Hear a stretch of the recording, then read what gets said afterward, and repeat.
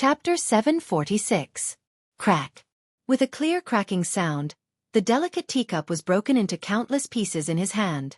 The sharp porcelain pierced into the flesh, and the warm tea mixed with some blood flowed down and dripped on the ground, making a subtle and dull sound. Li Guangtu quietly lowered his head and stared at the tea and blood in his hand, frowning. "What's wrong?"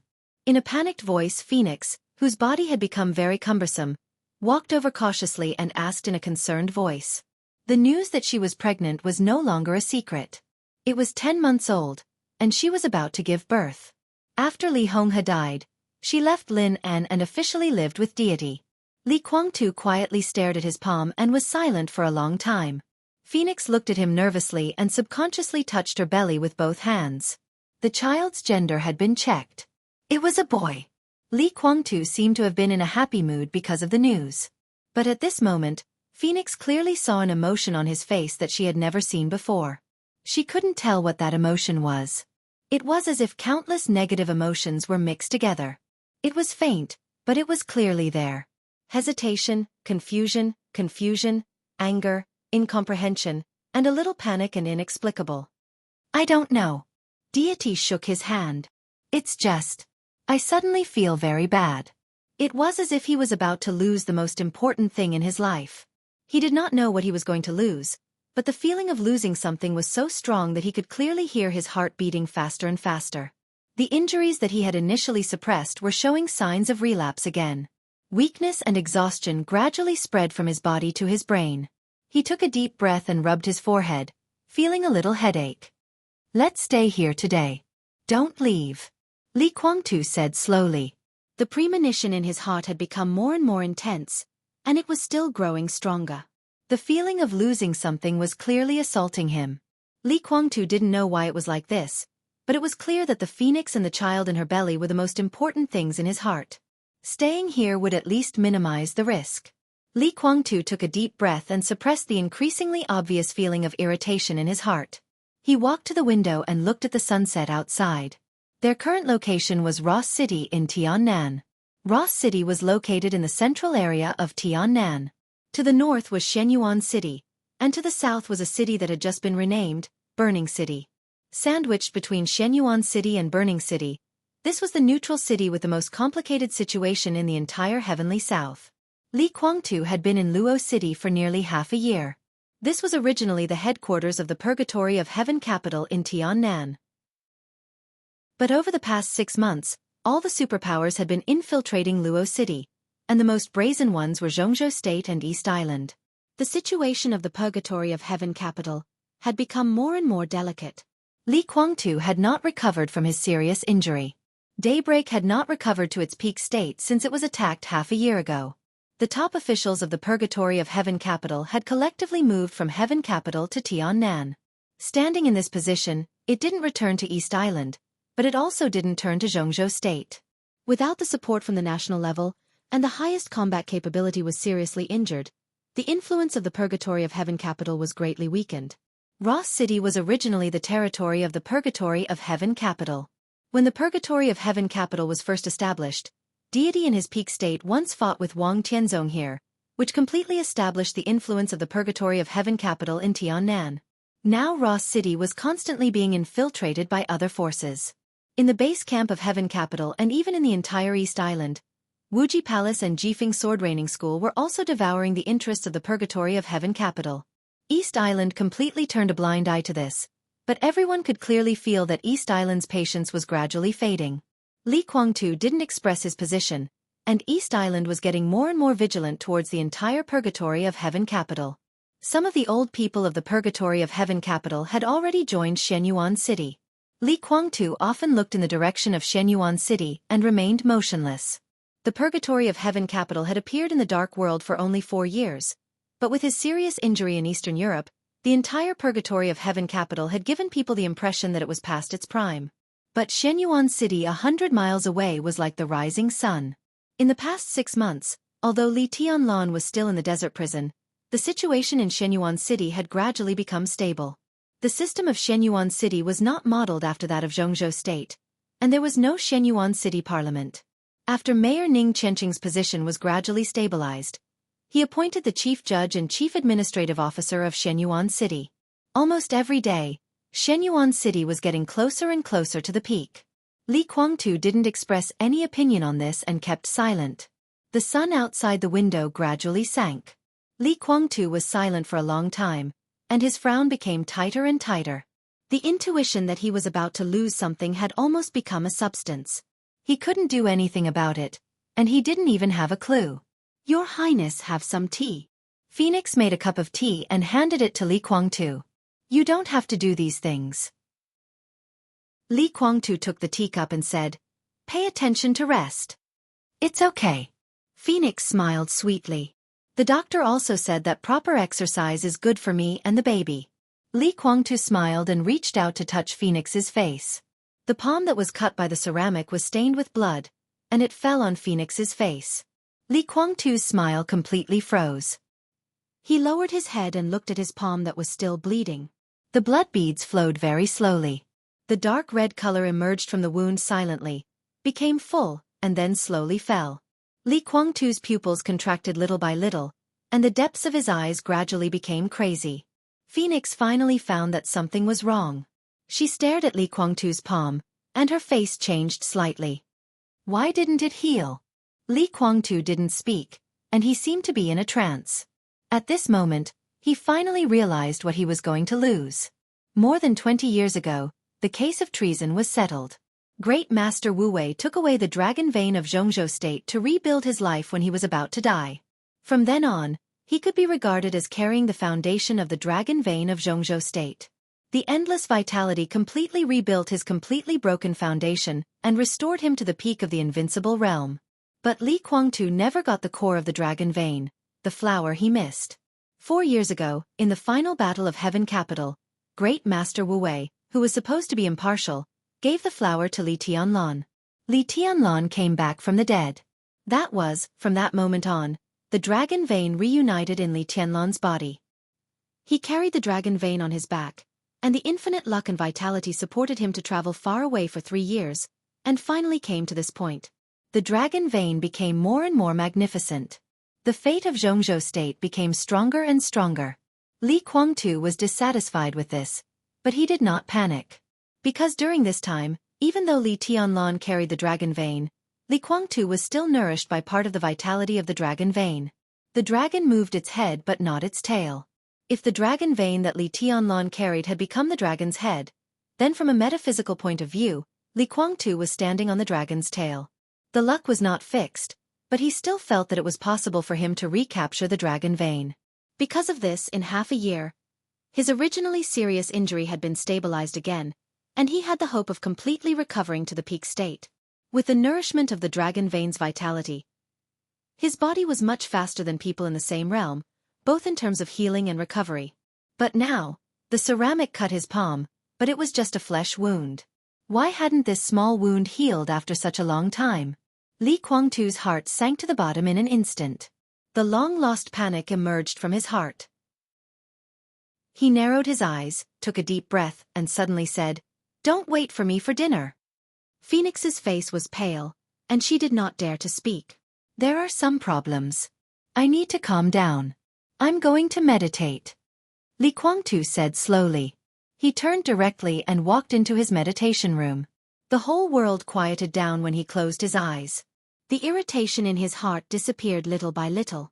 Countless noises seemed to leave him, getting farther and farther away. Li Guangtu's body and mind were calm. At this moment, it seemed that all the trivial things had left him. Suddenly, Li Guangtu, who had been immersed in meditation, opened his eyes, and his face changed dramatically. A hazy fog appeared silently in the meditation room. The fog was getting thicker, and the increasing fog almost covered everything in the meditation room. Li Guangtu's body suddenly trembled. At this moment, he clearly felt that the injuries in his body were healing crazily, and some internal injuries were also getting better. But the vitality that originally belonged to the dragon vein in his body was constantly being drawn out of his body, and more. Countless vitality was flowing in his body, healing his injuries, and then gushing out of his body. The white fog in the meditation room gradually thickened and faded. All the fog disappeared. But it did not return to Li Guangtu's body. Li Guangtu suddenly stood up, and his face was a little twisted. How is this possible? He kept taking deep breaths and gritting his teeth. Who stole my dragon vein? The dragon's head and tail could not be seen. If Li Tianlan was the dragon's head, then the dragon's tail could not appear on him. If it was not Li Tianlan, who could it be? Li Guangtu's expression gradually calmed down, and finally became expressionless. Standing in the meditation room, he was silent for a long time, and then said to himself indifferently, "Why?" He took out his mobile phone and dialed a number. "Your Highness." The phone was quickly connected, and Dawn's voice sounded. "I'll give you 3 days. No matter what, bring Xian Xuanzi of Zhongzhou State to me." Li Guangtu said expressionlessly. Xian Xuanzi was resting in the sanatorium. He woke up slowly. In the afternoon, the hazy winter sun shone through the window, quiet and warm. "You're awake." Saint's voice sounded. Xian Xuanzi opened his mouth, a little confused. There were still shooting stars in his pupils before he passed out. At this time, looking at the sunshine outside the window, he seemed a little dull. "What happened?" Xian Xuanzi was silent for a long time, and then asked slowly. "I should be the one asking you this." Saint's tone was extremely solemn. "What happened last night?" "Last night?" Xian Xuanzi asked back. "You've been in a coma for nearly 18 hours. Have you forgotten what happened last night?" Saint asked with a frown. Xian Xuanzi was silent for a while, then he smiled bitterly and said softly, "What did you see last night?" Saint was slightly stunned. His eyes were full of thoughts, and finally, they all turned into fear and dread. Xian Xuanzi looked at him quietly, without saying a word. "Sword light." After a long time, Saint finally gave his answer softly. At that moment last night, when he looked up at the starry sky, all he saw was sword light. Tens of thousands of sword lights cut through the sky like shooting stars, illuminating the night sky. They were incomparably gorgeous, but extremely dangerous.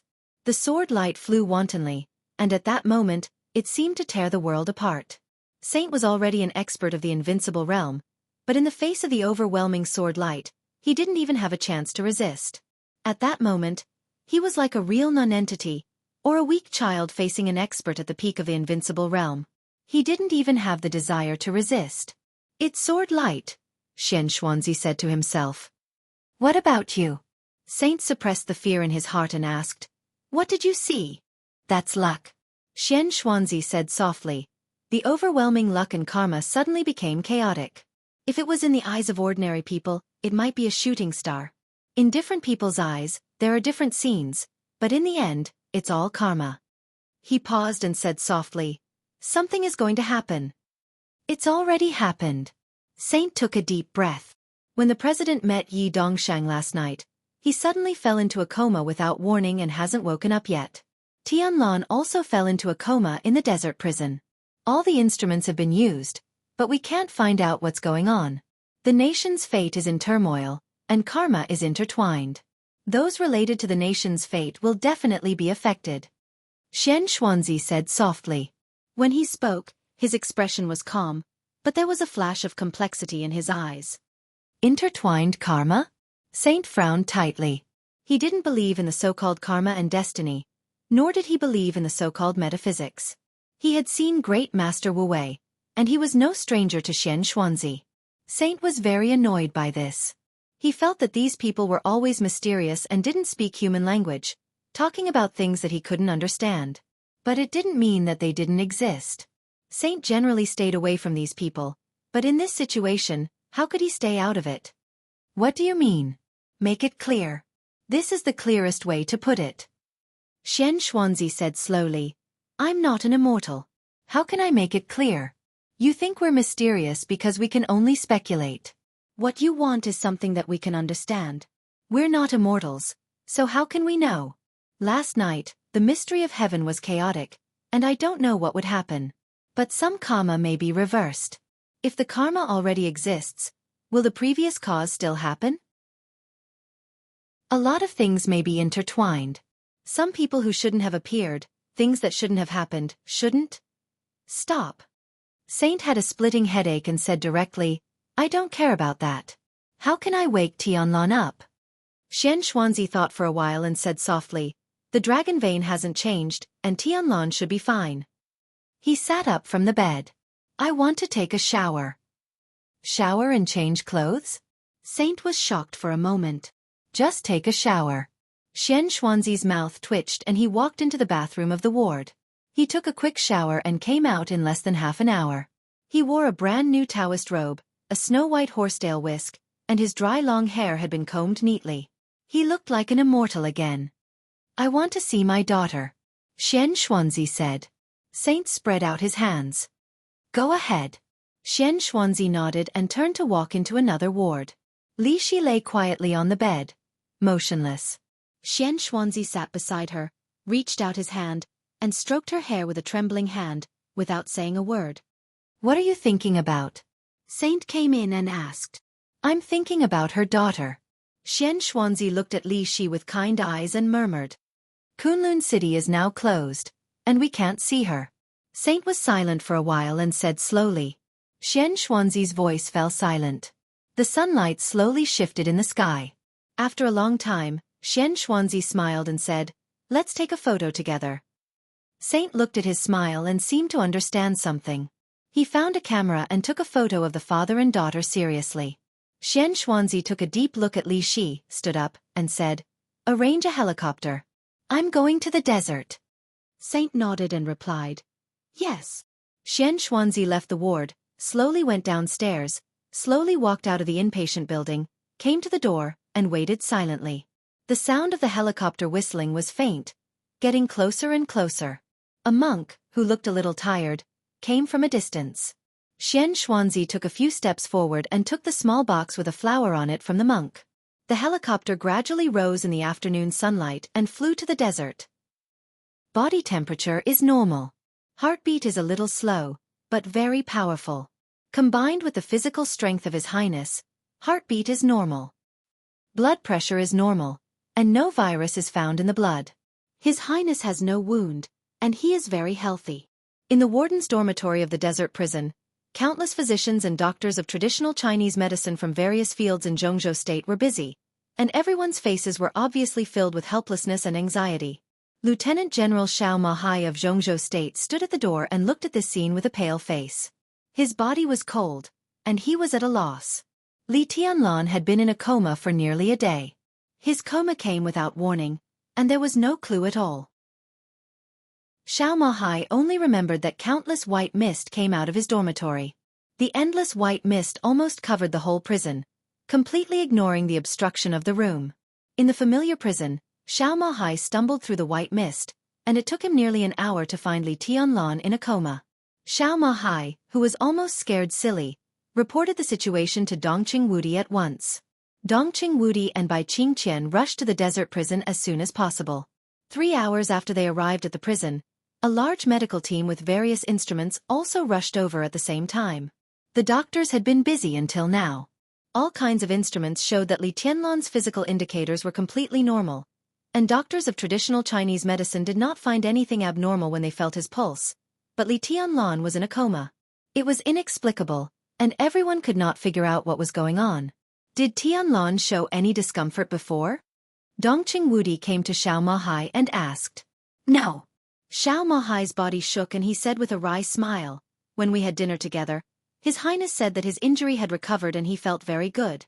But just after dinner, he became like this. His Highness had dinner with us before he fell into a coma, and I also ate. After some leftovers were tested, it proved that there was no toxicity, and no poisonous gas was detected in the air. Minister, It's okay. Dongqing Wudi reached out and patted Xiao Mahai on the shoulder. Don't worry. His voice was very calm. When he said this, he subconsciously glanced at Bai Qingqian beside him. Outside Hangou Pass, when the weapons research base of the Dongqing clan was completely exploded, Bai Qingqian also vomited blood and was in a coma for a while, but there was no problem with the examination. Only a few hours later, Bai Qingqian woke up.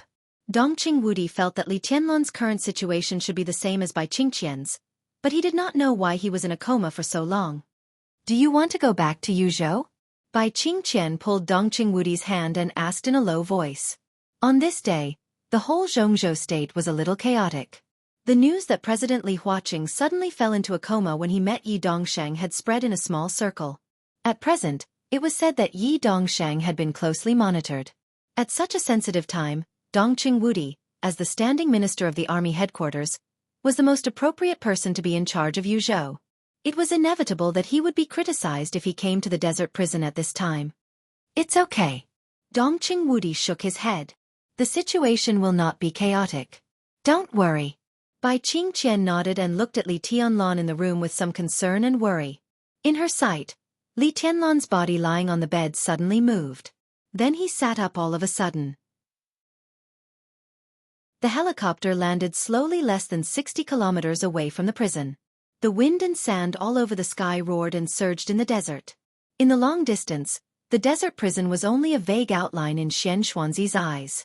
Xian Xuanzi got off the plane and stared in the direction of the prison, silent like a statue. Master, what's here? The pilot followed him off the plane and asked in confusion. There's sand here. Xian Xuanzi smiled and looked into the distance. The desert prison appeared and said softly, "This is the place." The pilot blinked and was a little puzzled. Xian Xuanzi glanced at him and said with a smile, "Master, sorry to trouble you. I just want to come here. Now I'm here, you can go back." The pilot took a serious look at Xian Xuanzi and asked again, "What about you, master?" "Don't worry about me." Xian Xuanzi smiled and shook his head. "Goodbye." The pilot hesitated and nodded. He got on the helicopter and glanced at Xian Xuanzi again. Xian Xuanzi smiled and waved his hand. The helicopter slowly rose into the air and gradually went away. Xian Xuanzi sat down facing the desert prison. He took out the earthen jar that contained the fate of the world and carefully placed it on the ground. The wind and sand in the desert gradually quieted down. Like a dragon that shows its head but never its tail. In that case, it's better to never see it again. Xian Xuanzi whispered to himself. His eyes became dark, and the countless chaotic secrets of heaven and karma last night seemed to appear in his eyes again.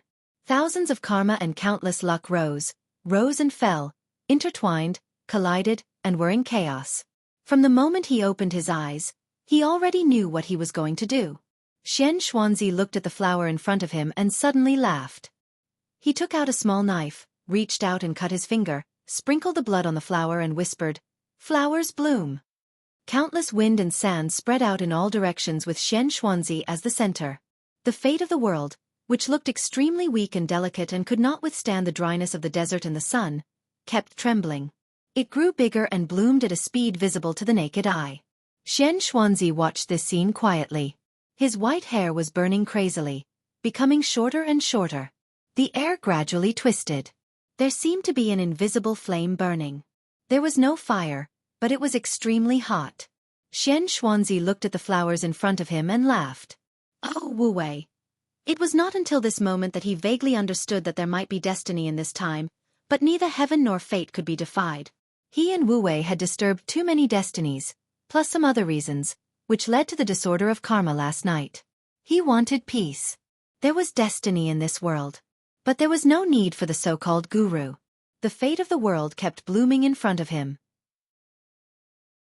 A patch of green appeared in the desert, and a large number of flowers kept blooming. Xian Xuanzi's whole body seemed to be burning in an invisible flame. Before his consciousness returned to the darkness, he closed his eyes and whispered, "Flowers fade." The setting sun of the dusk completely fell. At the moment when day and night alternated, a large number of flowers quickly withered. The wind blew in the desert at night. The wind and sand were rolling and whistling. The fate of the world had disappeared. The flowers completely withered. Everything returned to silence. Xian Xuanzi, flowers, green grass, all disappeared, and there was no trace of their existence. At this moment, Li Tianlan opened his eyes. Li Huaqing raised his palm. Li Guangtu, who was still in Tiannan, found the white mist in the meditation room. On Mount Dibing, countless white mist from the south poured into Li Dongqing's body. Similarly, countless white mist floated out and rushed to the desert. The dragon moved its head but not its tail. They would never see each other if they were not supposed to. In the desert and on Mount Dibing, the two people who carried the dragon vein seemed to be completely intertwined. The fate of the world flowers bloomed and fell. At this moment, there was no dragon tail, no dragon head. Both of them carried the complete dragon vein, but they were different dragon veins. Li Dongqing slowly lowered his head. Are you really summer solstice? He didn't know summer solstice, or he had never seen summer solstice in person. He knew summer solstice, but what he saw before was the tombstone and the portrait. Your name is Li Dongqing? Summer solstice endured the pain in her body, and her face became paler. She had never seen Li Dongqing. Li Dongqing didn't answer. He just looked at Beihai in the distance and took a deep breath. At this moment, he finally understood why he couldn't contact the people of the Sword Dynasty in Beihai, and finally understood why no one greeted him at the airport. Too many inconceivable doubts turned into a faint surprise. He laughed. Why am I here? Summer Solstice took a deep breath. The sword god of the Sword Dynasty in front of her might only be inconceivable, but in her heart, there was only horror. Like the stormy waves on the surface of Beihai in a storm, the huge shock and disbelief constantly impacted her cognition. Li Dongqing stood in front of her, real and not fake. Mount Dibing was split in half by a sword. Summer Solstice couldn't explain this power. She had never thought that someone could be so powerful. Li Dongqing glanced at her. There was some eagerness in his eyes. He didn't know why he came here, but he knew that he might be able to see the person he met. Li Dongqing waved his hand. The white mist surged. Azura and Dongqing instantly crossed Mount Dibing and appeared in front of him. Li Dongqing glanced at Summer Solstice. If you are Summer Solstice, then Wang Tianzong should also be here. His voice was indifferent and cold. No matter where he is, ask him to come back. I will take his head before dawn. In the hazy mist, Li Dongqing walked in. The three disappeared instantly. A gust of wind blew over Mount Dibing. Snowflakes fluttered, and the air was bone-chilling. The white mist was mighty, covering the surface of Beihai from the stage of formidable person instantly. Dongqing heard the sound of waves. The sound of water went away, getting farther and farther. Her feet stepped on the ground, and she looked at the picture in front of her. Where is this? Liaodong Provincial Government. Li Dongqing said. The figure hidden in the white mist directly walked in, and the next second, he had already appeared in the speaker's office. He reached out his hand. Before he knocked on the door was opened. The speaker, who was in a hurry to go out, walked out of the office. The moment he saw Li Dongqing, he blinked, and his face suddenly changed. Then he showed a humble smile. Your Majesty, you. Li Dongqing's heart suddenly sank. You know me? He took a deep breath and said slowly. Without waiting for the other party to answer, he had directly turned around. The white mist was faintly discernible. Azura and Dongqing were wrapped in the white mist without any power to resist, and they crazily moved forward. Vaguely, Dongqing saw the snow mountain. The snow-white scene flashed away. The sea was already under their feet, and the waves were instantly far away. The road was crazily retreating, and the night view of the city and the desolation of the parish were constantly flashing. Dongqing didn't know how long it had been. The night seemed to be still, but it also seemed to be late at night. Li Dongqing stopped. A somewhat dilapidated ancestral hall appeared in front of the two. Dongqing didn't ask where it was. She knew very well where it was. Luojing. Zhongyuan. The ancestral hall of the Dongqing clan. Li Dongqing's eyes became more and more indifferent. He was so familiar with all of this. But this was not what he wanted to see. The ancestral hall was instantly left behind. The highway, the mountain, and the lake all retreated. Dongqing grabbed Li Dongqing's sleeve in a daze. The wind blew through the white mist. In front of them was already a desert. The prison was lit. Li Dongqing walked out of the white weapon. The harsh alarm sounded in an instant. Dongqing didn't react at all. The sky full of lasers and artillery fire had directly covered every corner of the surrounding dozens of kilometers. Azura's expression changed dramatically. Such violent artillery fire, even if he was a supermaster who was about to break through the peak of the invincible realm, he couldn't bear it.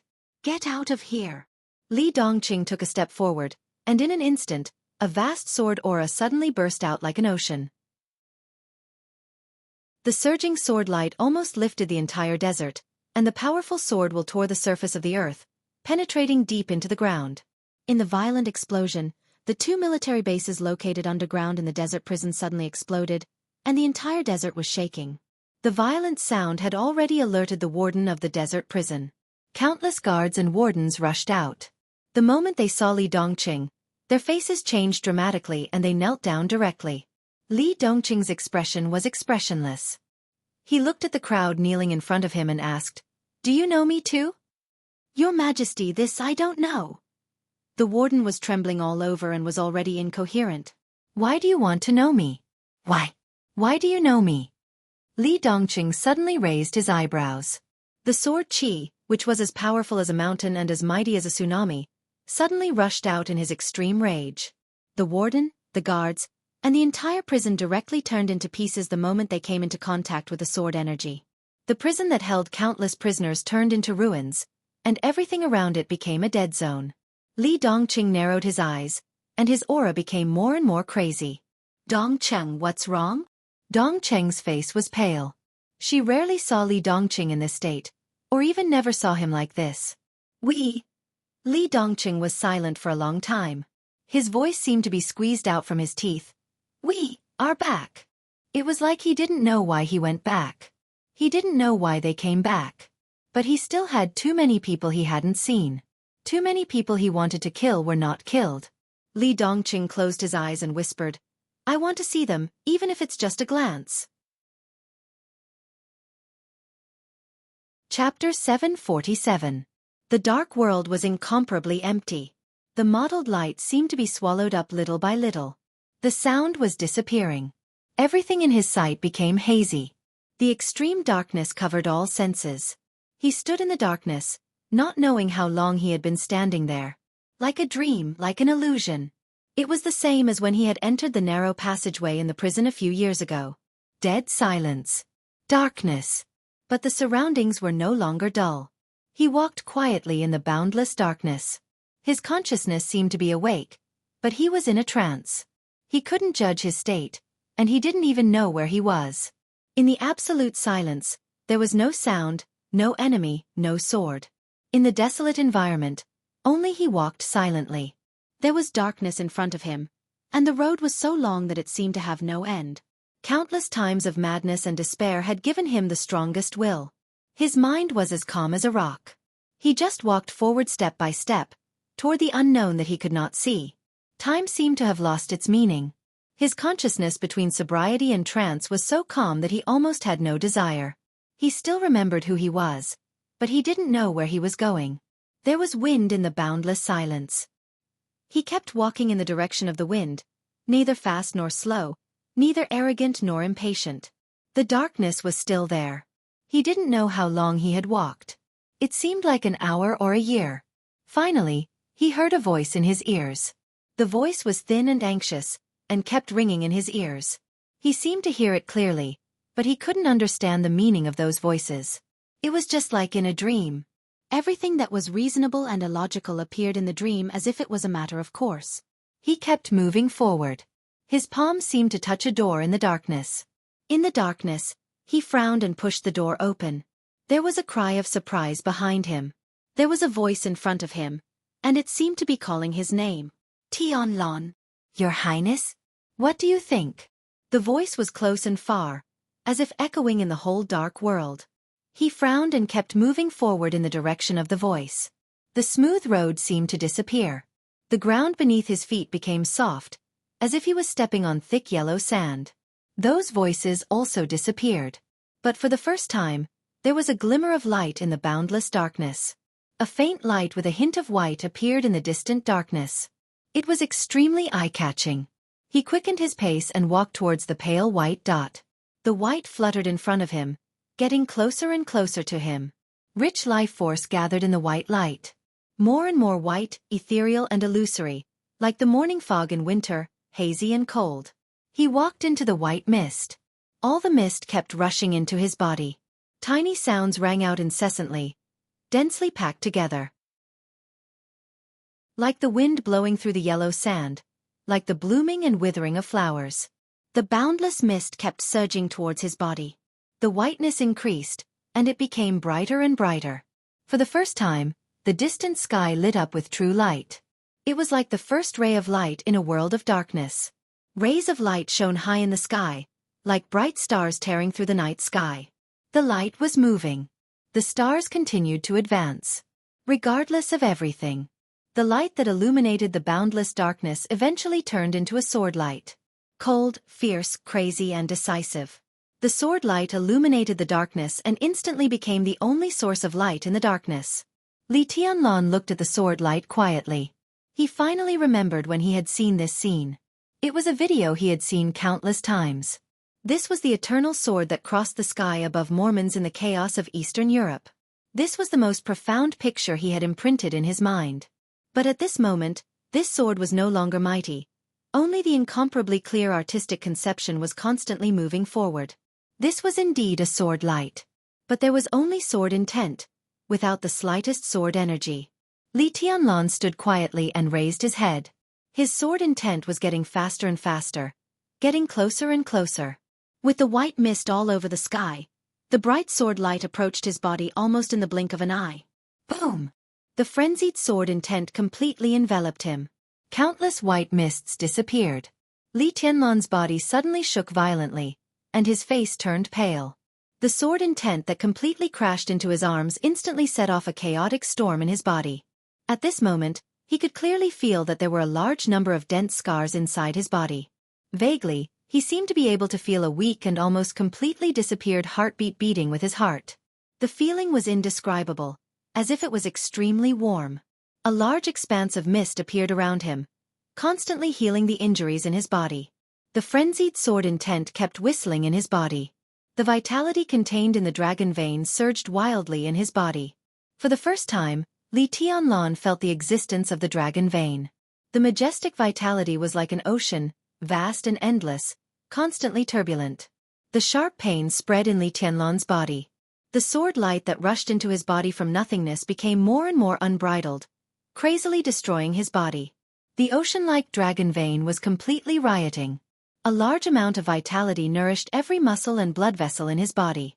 The aggravated injuries were repaired, then aggravated again, and then repaired again. Li Tianlan's consciousness became clearer and clearer. He could feel the massive vitality surging in his body, violent like fire. He could also feel the sword light that came out of nowhere tearing all the organs in his body. It was as cold as ice. His body was hot and cold at the same time. The injuries caused by the sword energy in his body continued to be healed, and the dragon vein's repair work continued. The extremely weak heartbeat that seemed like it would stop beating at any time was gradually stabilizing. For some reason, Li Tianlan suddenly felt a little happy in his heart, even though the sword light had been wreaking havoc in his body. But the dragon vein in his body became more vivid sooner or later. Or rather, it was complete. The vitality that he carried seemed to suddenly become complete and a part of his body. He could even completely use this unimaginably vast vitality. That faint, illusory heartbeat was still beating in sync with his heart. The dragon vein that suddenly became complete was like a vast ocean, becoming more and more vivid, and the sword light that illuminated the darkness was like a bridge. The bridge was connected to the dragon vein. A part of the vitality of the dragon vein was continuously transmitted from Li Tianlan along the bridge. Li Tianlan could even feel the other party's heartbeat. As the carrier of the dragon vein, he also bore part of the other party's injuries. The other party seemed to be seriously injured. The dense internal injuries were transmitted along the bridge-like sword light. A large amount of vitality was transmitted along the bridge, forming a new balance. The dragon vein was sharing, and the injuries were being transferred. Li Tianlan felt that he should be a little annoyed, but when he felt the weak heartbeat, his emotions were only joy and peace. This feeling reminded him of the Sky Academy a few years ago. The early spring sun shone in through the window. For the first time, he stood in the dormitory of the Sky Academy.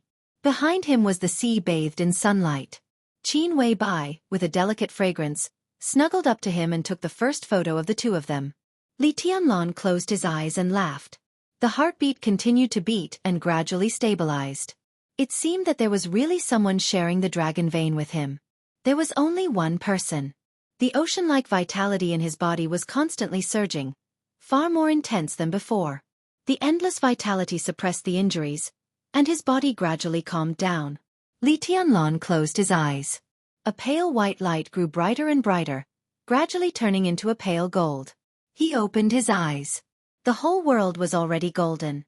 The rising sun emitted a clear and cold light, shining on the thousands of miles of yellow sand beneath his feet. The refracted light shone with a myriad of colors. He stood in the desert, motionless, like an eternal silhouette. The last bit of white fog was absorbed by his body. The ocean-like vitality in his body clearly existed, and it was completely complete. Traces of injuries spread in his body and were repaired by the dragon vein. A new balance was formed between destruction and repair. Li Tianlan raised his palm and wiped the blood from the corner of his mouth, lost in thought. The faint heartbeat was still resonating with his. He could feel the other party's emotions, just like him now, calm and happy. He suddenly missed Qin Wei Bai. He also wanted to know who was sharing the dragon vein with him. Li Tianlan slowly turned around. In his sight, Bai Qingqian was standing not far behind him and looking at him. Seeing him turn around, Bai Qingqian subconsciously took a step forward, her eyes a little uneasy. Behind Bai Qingqian was Xiao Mahai. Under the yellow sand, there were only two people here. Bai! Li Tianlan opened his mouth. The roaring dragon vein in his body seemed to be completely complete, and his emotions and feelings seemed to have become more sensitive than before. Feeling Bai Qingqian's gaze, his heart suddenly beat a few times. His heart skipped a beat. He wanted to call Secretary Bai, but when the words came to his mouth, he called her auntie instead. Ah! Bai Qingqian nodded, trotted over and whispered, "Tianlan, are you okay?" "I'm fine." Li Tianlan shook his head and looked around. There was only yellow sand around. The outline of the desert prison could be faintly seen in the distance. He frowned and whispered, "Why am I here?" Bai Qingqian hesitated and glanced at Xiao Mahai. Xiao Mahai shook his head with a wry smile. "Your Highness, you suddenly fell into a coma the day before yesterday. The minister and secretary brought a medical team, but they couldn't find out why you fell into a coma. Yesterday evening, you suddenly woke up, but it seemed that you didn't know anyone, and it seemed that you didn't wake up. Then you walked out of the prison by yourself, came here, and stood here all night." He hesitated, glanced at Li Tianlan and whispered, "I asked the doctor. The doctor said that you have been under too much pressure recently, so you have sleepwalking symptoms. This may also have something to do with your coma. The doctor said that you are very healthy, but he suggested that you rest more at ordinary times and don't put too much pressure on yourself." Too much pressure? Sleepwalking? Rest more? Li Tianlan blinked blankly. He didn't know what Xiao Mahai was talking about. He didn't think he was sleepwalking. The faint heartbeat was still resonating with his. He shook his head hard, looked at Bai Qingqian and whispered, "Auntie, where's the minister?" Bai Qingqian's expression changed slightly, and she seemed to remember something. "He went back overnight for an urgent matter. He should have a meeting in Yuzhou." Li Tianlan was a little curious. What happened? What could make Dongqing Wudi rush back to Yuzhou from the desert overnight? What could happen in Zhongzhou state now? "It's about Beihai," Bai Qingqian whispered. "It is said that Beihai was attacked by a mysterious expert yesterday. Summer Solstice was seriously injured, and Mount Dibbing suffered heavy losses." Li Tianlan's eyes narrowed. Mysterious expert? Although Mount Dibbing now lacked high-end combat power, it was not easy to break through. He did go up Mount Dibbing, but that was when Dongqing Wudi took away the Internal Security Forces and Heaven Punishment Troop. Mount Dibbing lacked manpower and a large number of weapons were unmanned, so it seemed easy. In fact, if the Internal Security Forces and Heaven Punishment Troop were both there, even if he had Shen Yuan's sword in his hand, it was destined to be a hard fight to go up the mountain. The Internal Security Forces might not be scary, but the elite level of Heaven Punishment Troop and the countless weapons on Mount Dibbing were not to be trifled with. And Summer Solstice was seriously injured? Given her physical condition, how could she be seriously injured? "Is there a video?" he asked suddenly. "I'll inform Wudi to send a copy." Bai Qingqian took out her mobile phone. Li Tianlan nodded, glanced at Xiao Mahai, and said, "Computer. I'll arrange a car to take your highness back right away." Li Tianlan looked at the blurred desert prison in the distance and suddenly thought of something. "No need." He thought of something and took a step forward. The hazy fog spread out, and the three of them disappeared from where they were. When they reappeared, they were already 100 meters away. Wisps of mist permeated the corridor of the desert prison. Li Tianlan slowly walked out of the fog. Xiao Mahai, who had been in a state of sluggishness, suddenly came to his senses. Looking at the familiar dormitory door, he shook his head in confusion and finally raised his hand to look at his watch. It was at least 50 kilometers away. Nearly half an hour. With 2 people. Xiao Mahai's head shook. He didn't know how Li Tianlan did it, and what the hell was that fog? Li Tianlan pushed the door open and entered Xiao Mahai's dormitory. The computer in the dormitory was on. A video waiting to be received had been sent over. Li Tianlan walked to the computer and clicked Accept. The speed of file transmission was extremely fast. In the desert prison where there were no additional entertainment facilities, the internet became the most important entertainment facility in Xiao Mahai's daily life. Therefore, in the dormitory, he completely used the military network, and the computer was also the best configuration. When he moved into the dormitory for the first time, he scanned through Lieutenant General Xiao Mahai's computer nearly 800 adult movies, more than 40 online games, and nearly a terabyte of undownloaded torrents. It could be seen how serious the degradation of soldiers was in such a remote place. The file transmission was extremely fast. Li Tianlan sat in front of the computer, and Xiao Mahai had taken the initiative to pour a cup of tea for Li Tianlan. The extremely beautiful greenery near Mount Dibbing in Beihai appeared in the video. Li Tianlan silently clicked on the full-screen mode, thinking about how strong the so-called mysterious expert who attacked Beihai was. It is said that there are 3 attackers, 2 men and 1 woman. This video has been included in the confidential document and will be automatically destroyed after watching it, Bai Qingqian said softly. Bai Qingqian said softly. As the speaker of Liaodong, she was very likely to enter the parliament of Zhongzhou State. Last night, she had received the notice that the whole Zhongzhou State seemed to be facing a formidable enemy because of the attacker. Bai Qingqian was very curious about what kind of attacker could make Zhongzhou State so nervous. Li Tianlan nodded and stared at the screen without speaking. There were tens of thousands of monitors on Mount Dibbing, which was enough to monitor every corner of Mount Dibbing at any time and anywhere. The automatic weapon system also had the function of search and identification. Even if Mount Dibbing was attacked, how heavy the loss would be. The angle of the video surveillance was facing the mountain road. A pure black Rolls-Royce appeared on the screen. Li Tianlan slightly raised his eyebrows. The Rolls-Royce in the video had a foreign license plate. The Rolls-Royce stopped in front of the mountain road. A young man with almost perfect appearance and figure got out of the car and looked at Mount Dibbing. The mixed-race bodyguard and the woman with extremely cold temperament followed him and seemed to be talking about something. Li Tianlan frowned and looked at the screen seriously. He had never seen the mixed-race bodyguard in the video, but he always felt that the leading young man was inexplicably familiar. Even the woman standing next to him felt a little familiar, but he couldn't remember where he had seen her. The video was silent. He seemed to see the young man sneer and say something to the whole Mount Dibbing. Countless guards in the whole Mount Dibbing moved. The young man, who didn't want to wait at all, took a step forward and raised his palm. The whole video suddenly shook completely, as if the whole Mount Dibbing was shaking. Countless fallen leaves flew wildly among the mountains. Some blurred sword light covered every corner of Mount Dibbing in the blink of an eye. The picture in the video went out for a moment and lit up again. It seemed that the camera was directly destroyed. Next was the picture taken by the next camera. The picture on the screen kept flickering, went out and lit up again. One by one, the cameras were completely destroyed. The falling leaves flying all over the sky almost filled the whole screen. Li Tianlan couldn't see anything except the falling leaves. The earth kept shaking in the silent video. The weapon system on Mount Dibbing seemed to be firing, but all the light was blocked by the falling leaves. The firepower was directly suppressed by the most powerful posture in an instant. Blood occasionally flowed on the screen that went out and lit up again. It seemed that the guards near the camera had died in the falling leaves. The whole Mount Dibbing kept shaking, and all the weapons seemed to be completely shattered.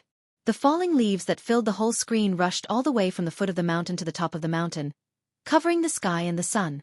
Mount Dibbing, with flowers and forests, instantly turned into a white land in the falling leaves. The blurred sword light flew horizontally and vertically and rushed to the top of the mountain. The whole Mount Dibbing was like a huge piece of tofu that was split open by a sword. The laboratories hidden in the belly of the mountain exploded one after another. The pavilions that had been rebuilt on the top of the mountain were completely shattered. The falling leaves kept flying, but the picture was completely dark. The last camera was destroyed.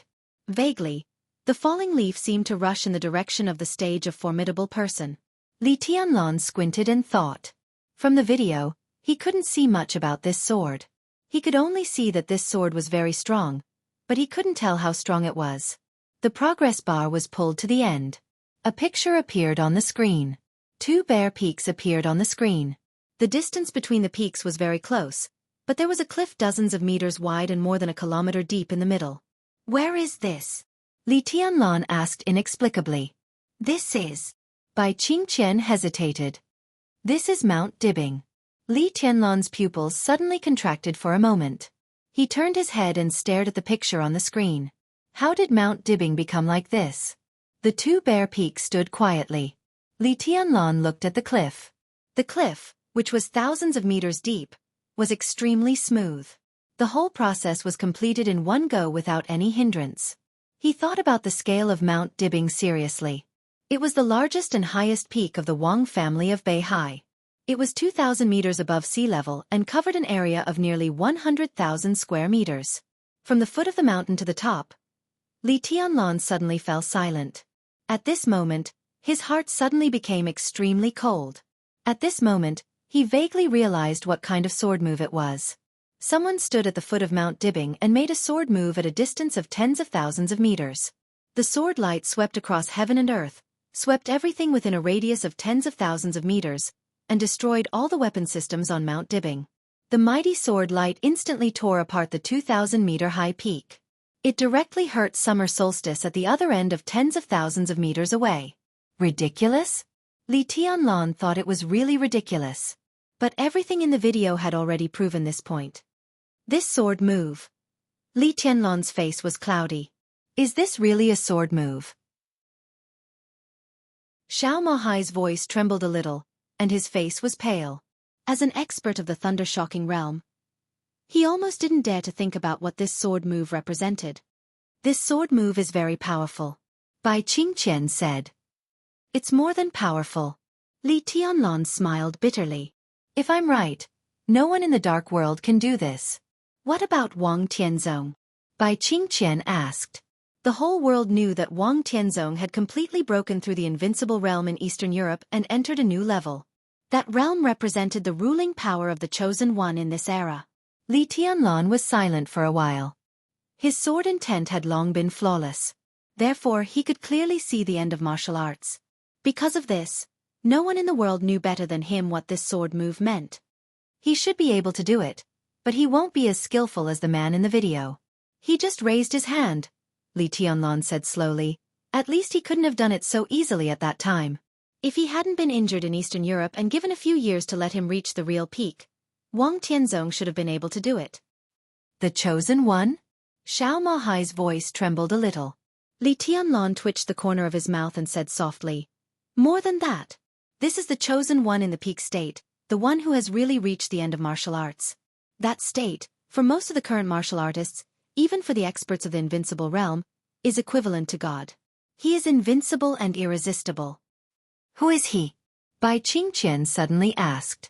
Li Tianlan smiled bitterly. How could he know? It was impossible for such a person to exist in the current dark world, or in other words, the situation of his existence was not right. Based on the strength of the sword move shown by the other party in the video, not to mention the current dark world, even the invincible realm experts of the divine and holy lists could not do anything to him. Standing at that level, the invincible realm was also a non-entity. That was the Real Supreme. In Li Tianlan's view, the only thing that could threaten such a person's life and death was the eternal sword in Eastern Europe. Or Wang Tianzong, who had completely stabilized his realm after recovering from his injury.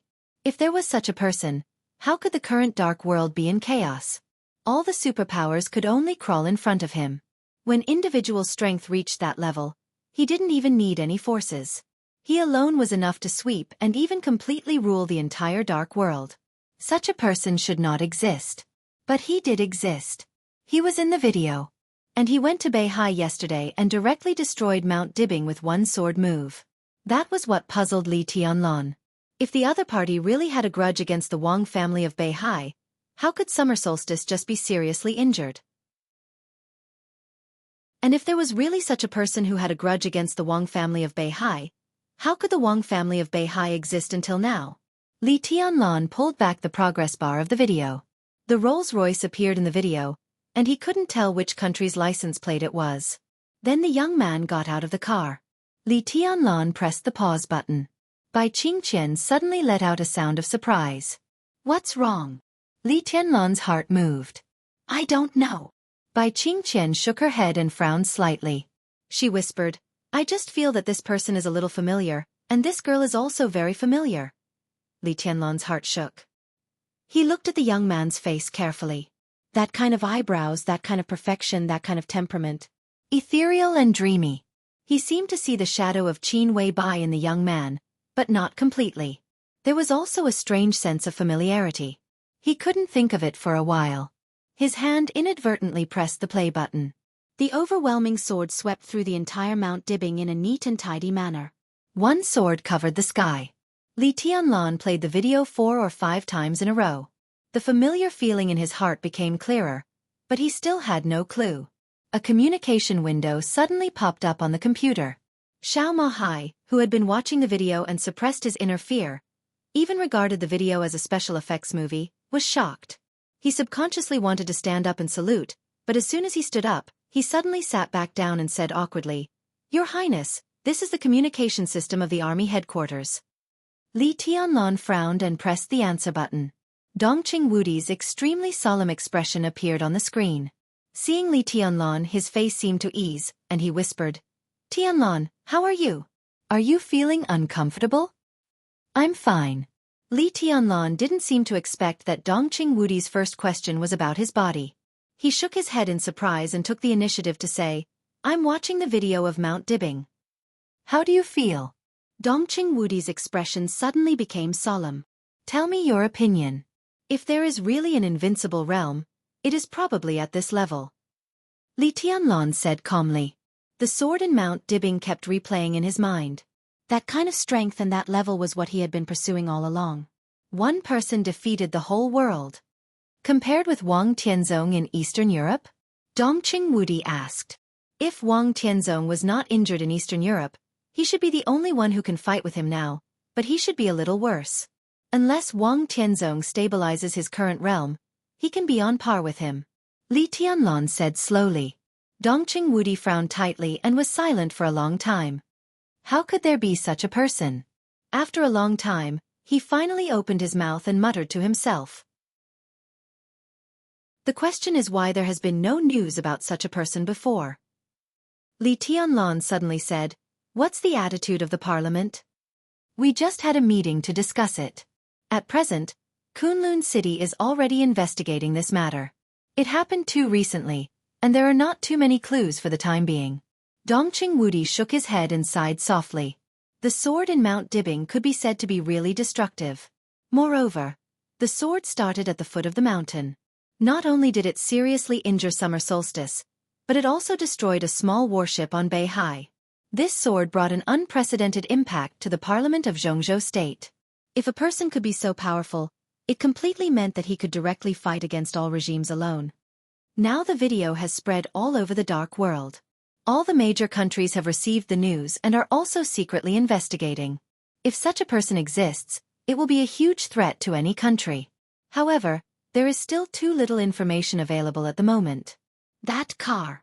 Li Tianlan reminded. The license plate number in the video was obvious, which was undoubtedly a clue. The car was left at the foot of Mount Dibbing. The license plate is a Swiss license plate. But after we communicated with the Swiss side said that they had not issued this license plate at all. After that, we contacted the Rolls-Royce headquarters, and they also said that they had not made this car at all, but this car did use Rolls-Royce's technology. What else? Li Tianlan asked. There is also an Airbus private plane. Dongqing Wudi said, that plane is parked at the airport, but all the stewardesses and captains have disappeared. We contacted Airbus. He suddenly hesitated, and his eyes drifted. The other party said that they had not made this plane? Li Tianlan asked. No, the other party said that this plane is very similar to the next generation of Airbus private planes they plan to develop. But at present, they only put forward the plan and have just invested in the research and development. Now what they see can be said to be the finished product. What's going on? Airbus is also asking us. They even suspect that Zhongzhou State has stolen their technology. Damn it. Li Tianlan was speechless for a moment and asked, that is to say, this plane should not exist at all? It should not exist now. Airbus hasn't developed it yet. God knows how this plane came to be. Dongqing Wudi shook his head. The parliament has not come to a clear conclusion, but we all agree that it is impossible for such a person to exist without any clues, and it is impossible that no one has heard of it. Some of us are analyzing their lip language. And since they exist, I think they will appear again in the future. Not even the slightest clue? Li Tianlan's heart slightly moved, and he suddenly said, I have heard of a similar person who is also invincible in the world. But at present, there seems to be no trace of his existence in the whole dark world. Who? Dongqing Wudi asked. Dongqing Huang too. Li Tianlan looked at Dongqing Wudi deeply. Who is he? Bai Qingqian's palm trembled slightly, and she almost knocked over the teacup. She looked at Li Tianlan with a strange look in her eyes. Dongqing Huang too. Invincible in the world. Chapter 748. Italy. Seven Hill City. The dim sky obscured the setting sun, and the bustling city gradually lit up. Under the shining lights, the 6th Street of Seven Hill City became more and more deserted, and the wide road seemed extremely empty. Although the 6th Street belonged to Seven Hill City, it had a special name for Dallows. Welcome Avenue. This was the country of Italy. However, the 6th Street was not the Welcome Avenue of Seven Hill City, but the Welcome Avenue of the Sacred City. In the past many years, when politicians, leaders of wealthy families, and other important missions visited the Sacred City, they all entered the Sacred City directly from the 6th Street, and then left from the 6th Street. Therefore, in the eyes of many believers of the Vatican, the 6th Street of Seven Hill City was also known as the Road of Holy Light, a place paved with the glory of the Lord. His Majesty, dressed in black, had been standing on the street of the 6th Street for a long time. He stood there quietly and looked up at the sky seriously. The sun rose and the moon set, and night fell again. His figure looked like a statue in the lights at night. Mel Ladd quietly followed him. His Majesty didn't move, and he didn't move either. On weekdays, the people who came and went in the 6th Street were basically believers of the Vatican, and their status was not low. At least, they would not be so low that even Mel Ladd, the deputy commander of the Holy Disarmament Corps, did not know them. Seeing Mel Ladd standing here with a man in black, everyone took a detour. As time went by, the 6th Street had been secretly blocked, and no one disturbed His Majesty's meditation. Mel Ladd looked up at the sky. The lights shrouded the city. The sky of Seven Hill City looked extremely high, and the stars were sparse. He couldn't see anything. He didn't know what His Majesty was looking at, until he had been standing here with His Majesty for a day and a night. The two stood silently and did not speak.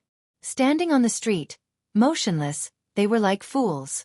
His Majesty was still calm and collected. Mel Ladd opened his mouth and wanted to say something but stopped. In the end, he swallowed the words he was about to say and did not disturb His Majesty's train of thought. If he had a train of thought. Mel Ladd was not sure about this. He could clearly feel that His Majesty was thinking about something, but the kind of contemplation he showed was more like being at a loss.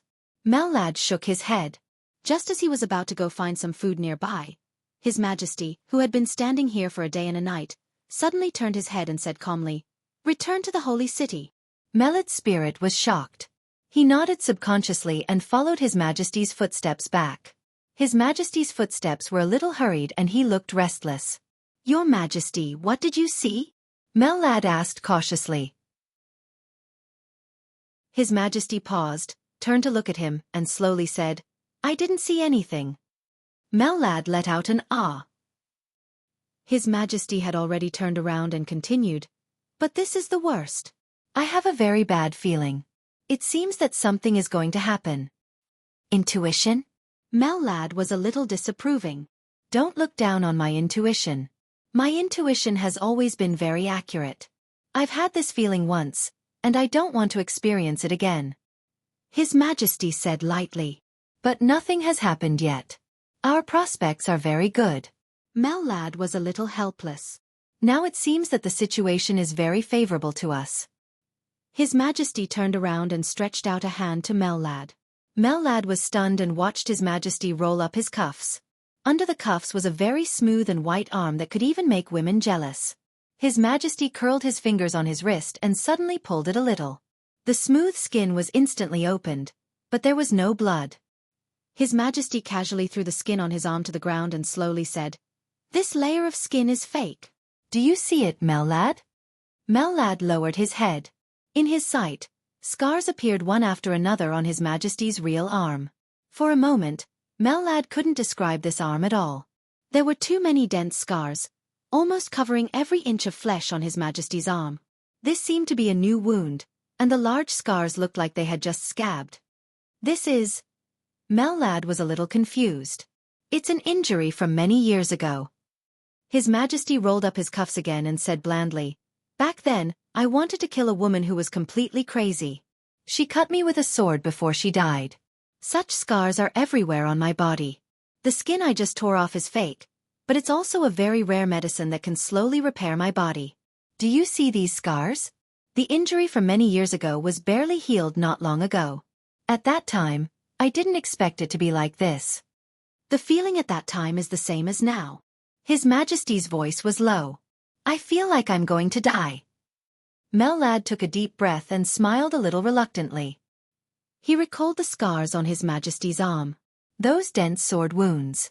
How sharp was the sword energy needed to make those wounds heal after so many years? His voice was a little dry. "Your Majesty, I don't think anyone can kill you now. Don't talk nonsense." His Majesty sped up. "Let's go see the Pope." The two of them returned to the Holy City as fast as they could. They passed by the Holy Church. With Mellad leading the way, they directly entered the Holy Palace. In the Palace of the Holy Palace, the Pope, who was dressed in a white robe, was admiring a collection of medieval poems under the soft light.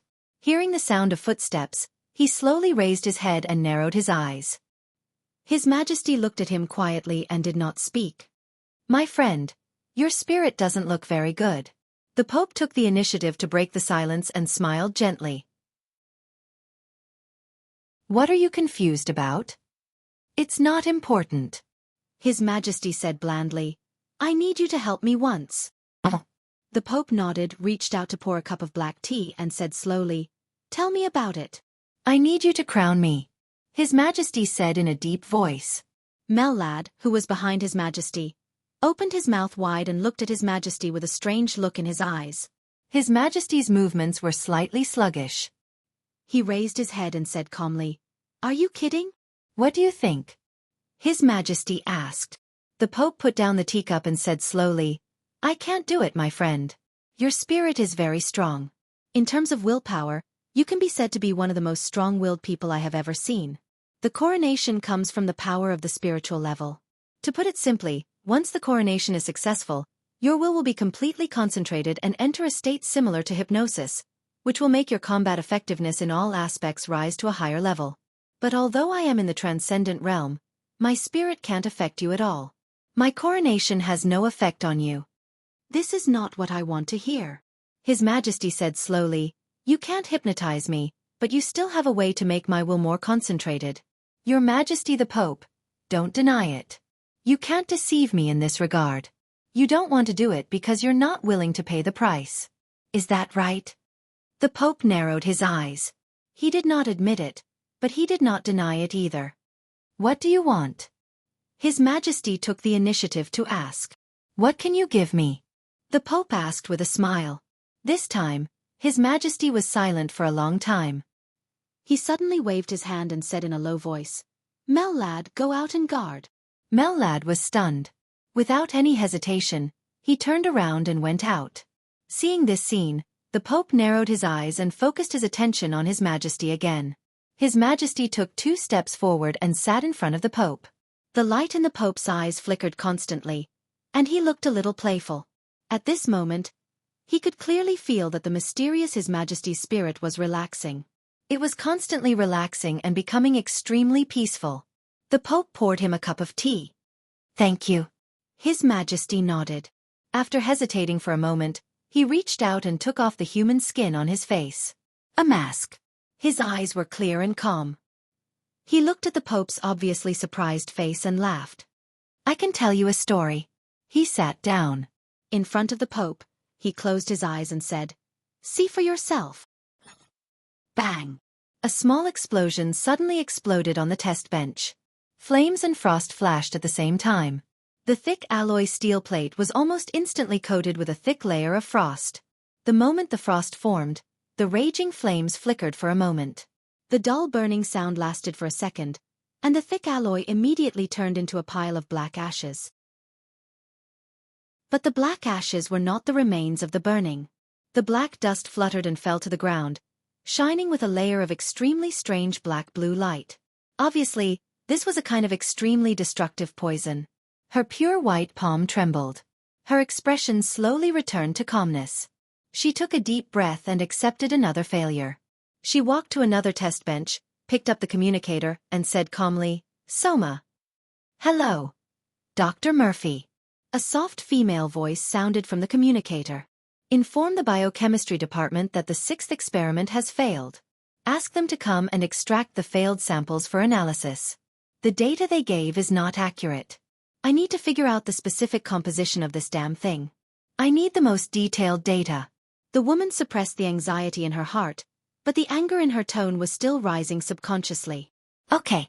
On the other end of the communicator, Soma's voice was still soft and elegant. The communication was hung up. Dr. Murphy's slender body softly slumped into the chair, lost in thought. From the perspective of Westerners' aesthetics, Dr. Murphy was a standard beauty. Although she was already in her 30s, she did not look as old as Westerners of the same age. Her tall figure was still hot. She was curvy, her skin was white and tender, her facial features were well-defined, and she did not even have crow's feet at the corners of her eyes. In this mysterious laboratory, the graceful Dr. Murphy could be said to be an extremely eye-catching scenery. The laboratory was silent. After the experiment failed, the pile of black ashes shone with a strange luster, as if it was flickering. Murphy took out a cigarette, lit it, and took a deep puff. There was a touch of helpless pain in her trembling eyes. It had been 7 months since she came here. She could clearly feel that she was haggard. Although she was still doing the work she liked, the seemingly endless darkness in front of her made her extremely desperate. Dr. Murphy Staney Wilson. Internationally, this was not a very prominent name, and very few people had even heard of this name. But in Star State, this was a very important figure. 7 months ago, she was an ordinary researcher in the Star State Biological Laboratory. But the allowance she received was twice that of the chief person in charge of the Star State Biological Laboratory. To some extent, she could be said to be the most core figure in the Star State Biological Laboratory, but she had been secretly protected by the Star State, reducing all exposure. Dr. Murphy was very satisfied with such a life. The allowance given to her by the Star State could ensure that her life was very prosperous. She had a very happy family, a husband who loved her very much, and a lovely daughter. Her life could be said to be truly carefree. But all the good things were completely torn apart that night 7 months ago. A group of mysterious people rushed directly into her home. While she was watching TV with her lover, the mysterious people directly captured her family of 3. The family of 3 was completely knocked out, and when they woke up, they were already here. 7 months. Until now, they did not even know who the enemy was, let alone have access to the slightest news from the outside world. This was a biological laboratory that was not considered advanced in Murphy's opinion. Most of the equipment in it was not comparable to North Sea, which had the most advanced technology in this regard. It was even inferior to the laboratories in Star State. But this laboratory was very functional, and there were good talents in each department. Murphy had come into contact with them through work, and was shocked to find that all of them seemed to be researchers who had been kidnapped. Among them, a doctor of chemistry who used to work as a researcher in the German Institute, had even stayed here for nearly 6 years.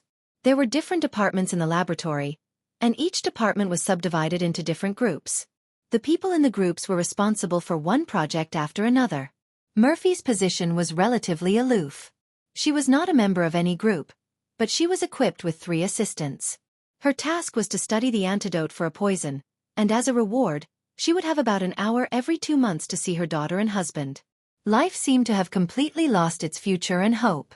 Murphy's only motivation now was for the most precious hour in 2 months. She sat on the chair in a daze, took a deep breath, and held back the tears that seemed to flow at any time. She was extremely disappointed.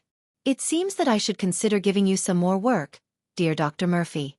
I don't need useless people here, nor do I need you to be lazy." A flat voice suddenly sounded.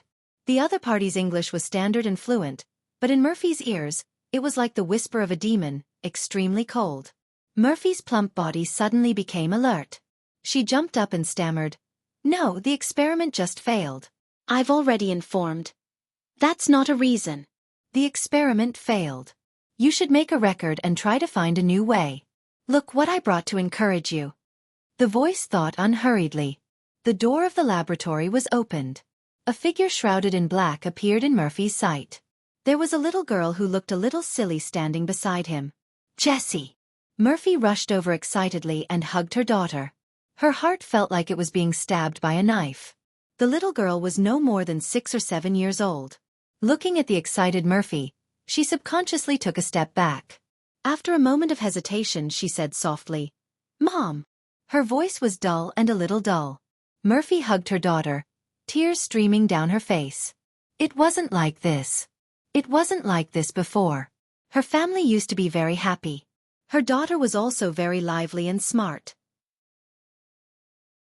But in just a few months, she wasn't by her daughter's side. God knew what she had experienced to scare her like this. "Okay, I've seen your daughter then." The voice of the man in black rang out. "No." Murphy suddenly screamed, rushed over to hold the man's leg and begged, "Your Majesty, please, let me stay with my daughter a little longer. 5 minutes, no, 10 minutes, no, 7 minutes is enough, please." She looked up at the man in black. The man in black was also looking down at her. There was no emotion in his dark eyes. Murphy's eyes were extremely weak. She didn't know who the person who ordered to kidnap her here was. He had no name, and everyone called him Your Majesty.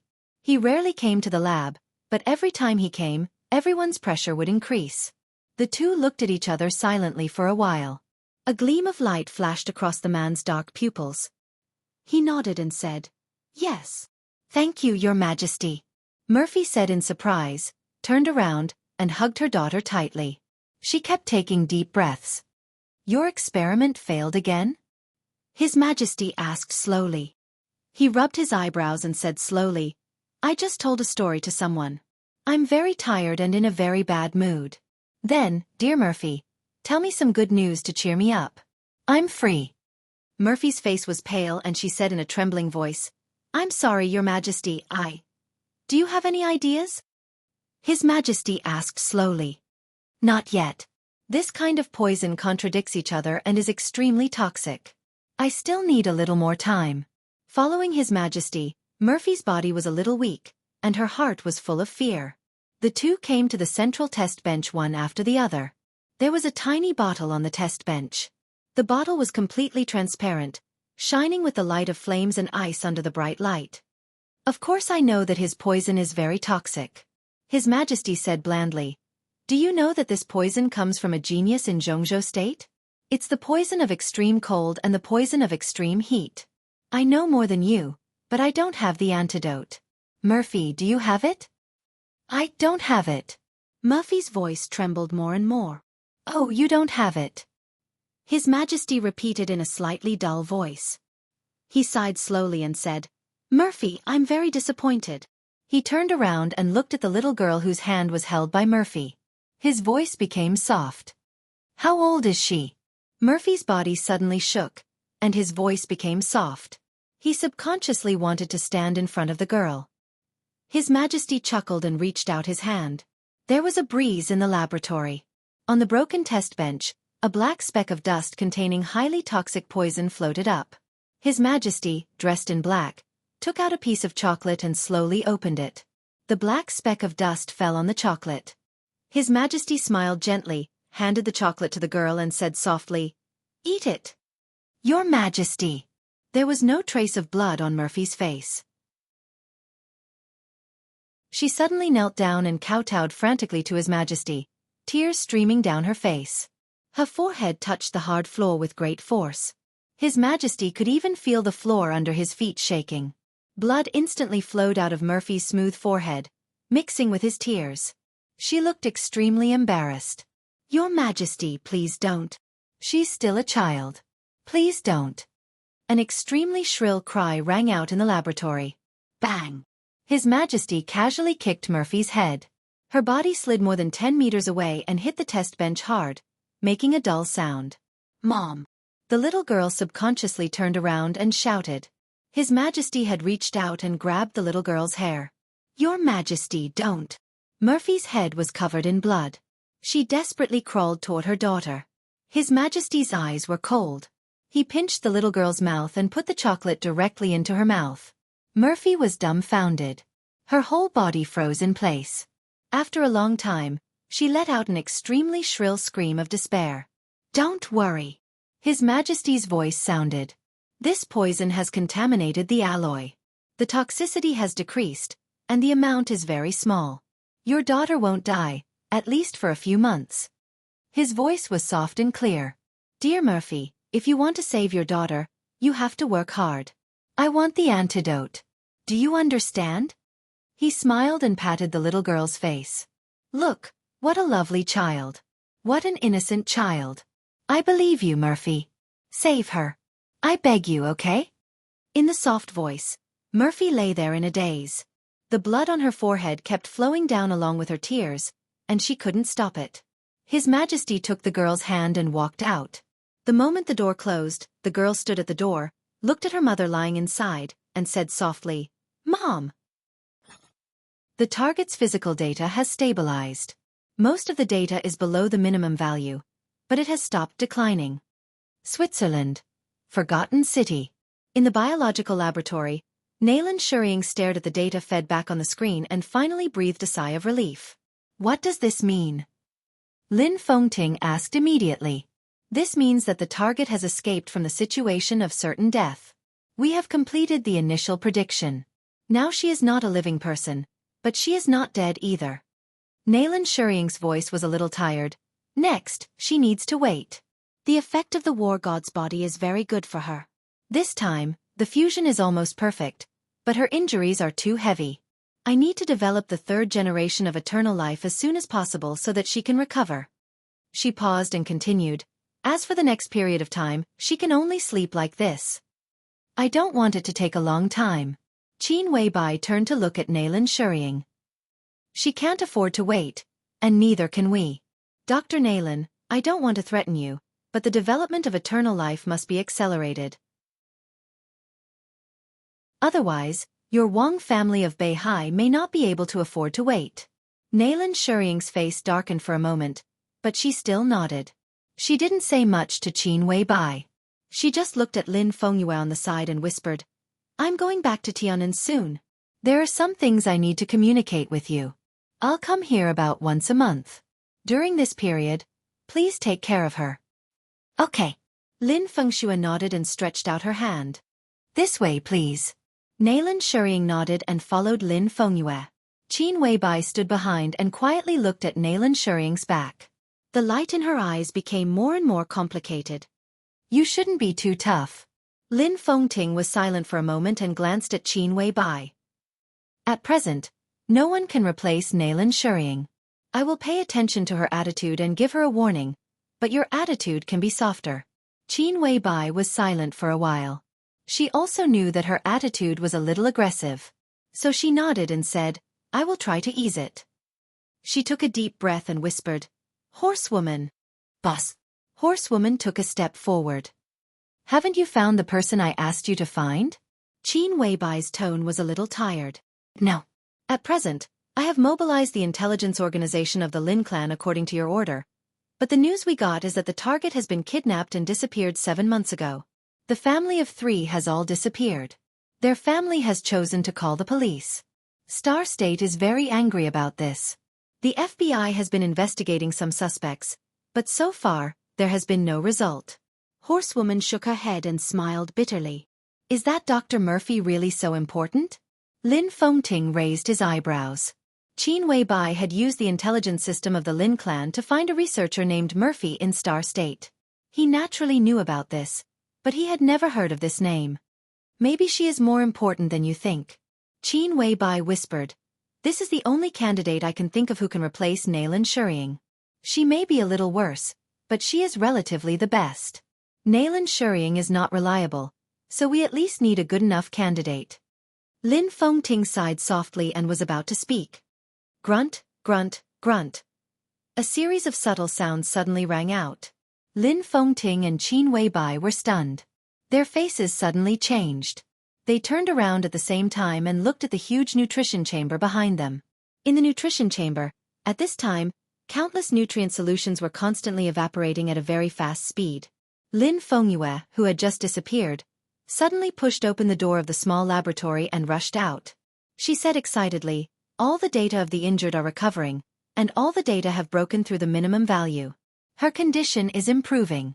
My God, it's incredible. Really? Puff. As soon as Qin Weibai opened her mouth, a mouthful of blood suddenly gushed out of her mouth without warning. A thin layer of white mist instantly enveloped her body. Her body trembled, and she struggled to say something, but her body softly fell to the ground. Everyone's face changed dramatically. Boss! Horsewoman suddenly screamed. Qin Weibai tried to open her eyes. Her eyes were focused. But everything in her sight began to become dark. In the endless darkness, a light was emerging little by little.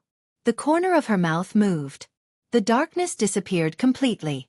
A flame completely occupied the dark night, burning crazily in her consciousness, and then disappeared in a flash. Apex. Chapter 749. Qin Weibai snorted softly. Crystal beads of blood flowed down from the corners of her mouth, and an inexplicable pain swept through her whole body. Her face suddenly turned snow-white, and her whole body trembled violently. A fine white mist surged out of her body. It was hazy and full of vitality. The white mist appeared and disappeared, quickly absorbed by her. She opened her eyes wide and swayed, but her consciousness became extremely clear. She couldn't even faint if she wanted to. The scene in front of her seemed to have completely returned to normal. She could see the ceiling of the laboratory, and countless high-tech instruments were working. Lin Fengting's face was extremely ugly, and he asked loudly what was going on. Farther away, Lin Fengxue and Nalan Shuriying had come out quickly. Some researchers had already rushed over to open an instrument that could detect physical indicators. Horsewoman carefully picked her up and rushed to the instrument. The familiar scene disappeared. Her vision turned pitch black again. A burning flame appeared in the pitch-black space. The fire kept rising. The severe pain swept through her whole body like a storm. She couldn't help but groan and clenched her fists tightly. What the hell is going on? Lin Fengting was completely inexplicable. A minute ago, Qin Weibai was fine, and he had never heard of her having any disease or injury. But now, she suddenly became like this. Lin Fengting hated this feeling. In the next 20 years, Qin Weibai would be extremely important to the entire Lin clan. She was now the acting patriarch of the Lin clan. To put it bluntly, her current safety was even more important than Lin Fengting's own. Record her physical data and do a detailed examination immediately. Prepare to activate the number 3 drug and stabilize her condition first. Nalan Shuriying said in a hurried tone. Horsewoman carefully held Qin Weibai and put her in the instrument. It was less than 10 meters away, but she had already broken out in a cold sweat. Qin Weibai's body was completely in contact with the instrument. The instrument, which had already started to operate, suddenly lit up a large number of signal lights. A hazy light curtain filled the inside of the instrument, completely enveloping Qin Weibai's body. The white mist around her was still slightly undulating, and the whole picture looked extremely psychedelic. The hazy light curtain kept scanning Qin Weibai's body. Nalan Shuriying stood in front of an instrument and operated the screen. Countless data was brushed up like a stream and was quickly recorded. A virtual image of Qin Weibai's physical condition emerged. The image was dynamic, and it was constantly analyzing the situation inside Qin Weibai's body. Nalan Shuriying stared at the screen, and her eyes became more and more confused, as if she had encountered something very difficult to understand. What happened? Lin Fengting walked over and asked in a deep voice as he looked at the patterns and data that he couldn't understand. The situation is a bit strange. Nayland Shuriying shook her head. What a powerful vitality. What do you mean? Lin Fengting asked. Nayland Shuriying hesitated for a moment. Instead of answering directly, she quickly switched the screen. The big screen immediately split into two screens, and two virtual images appeared. The data on the two screens kept alternating. Nayland Shuriying watched for a while, and her eyes gradually lit up with disbelief.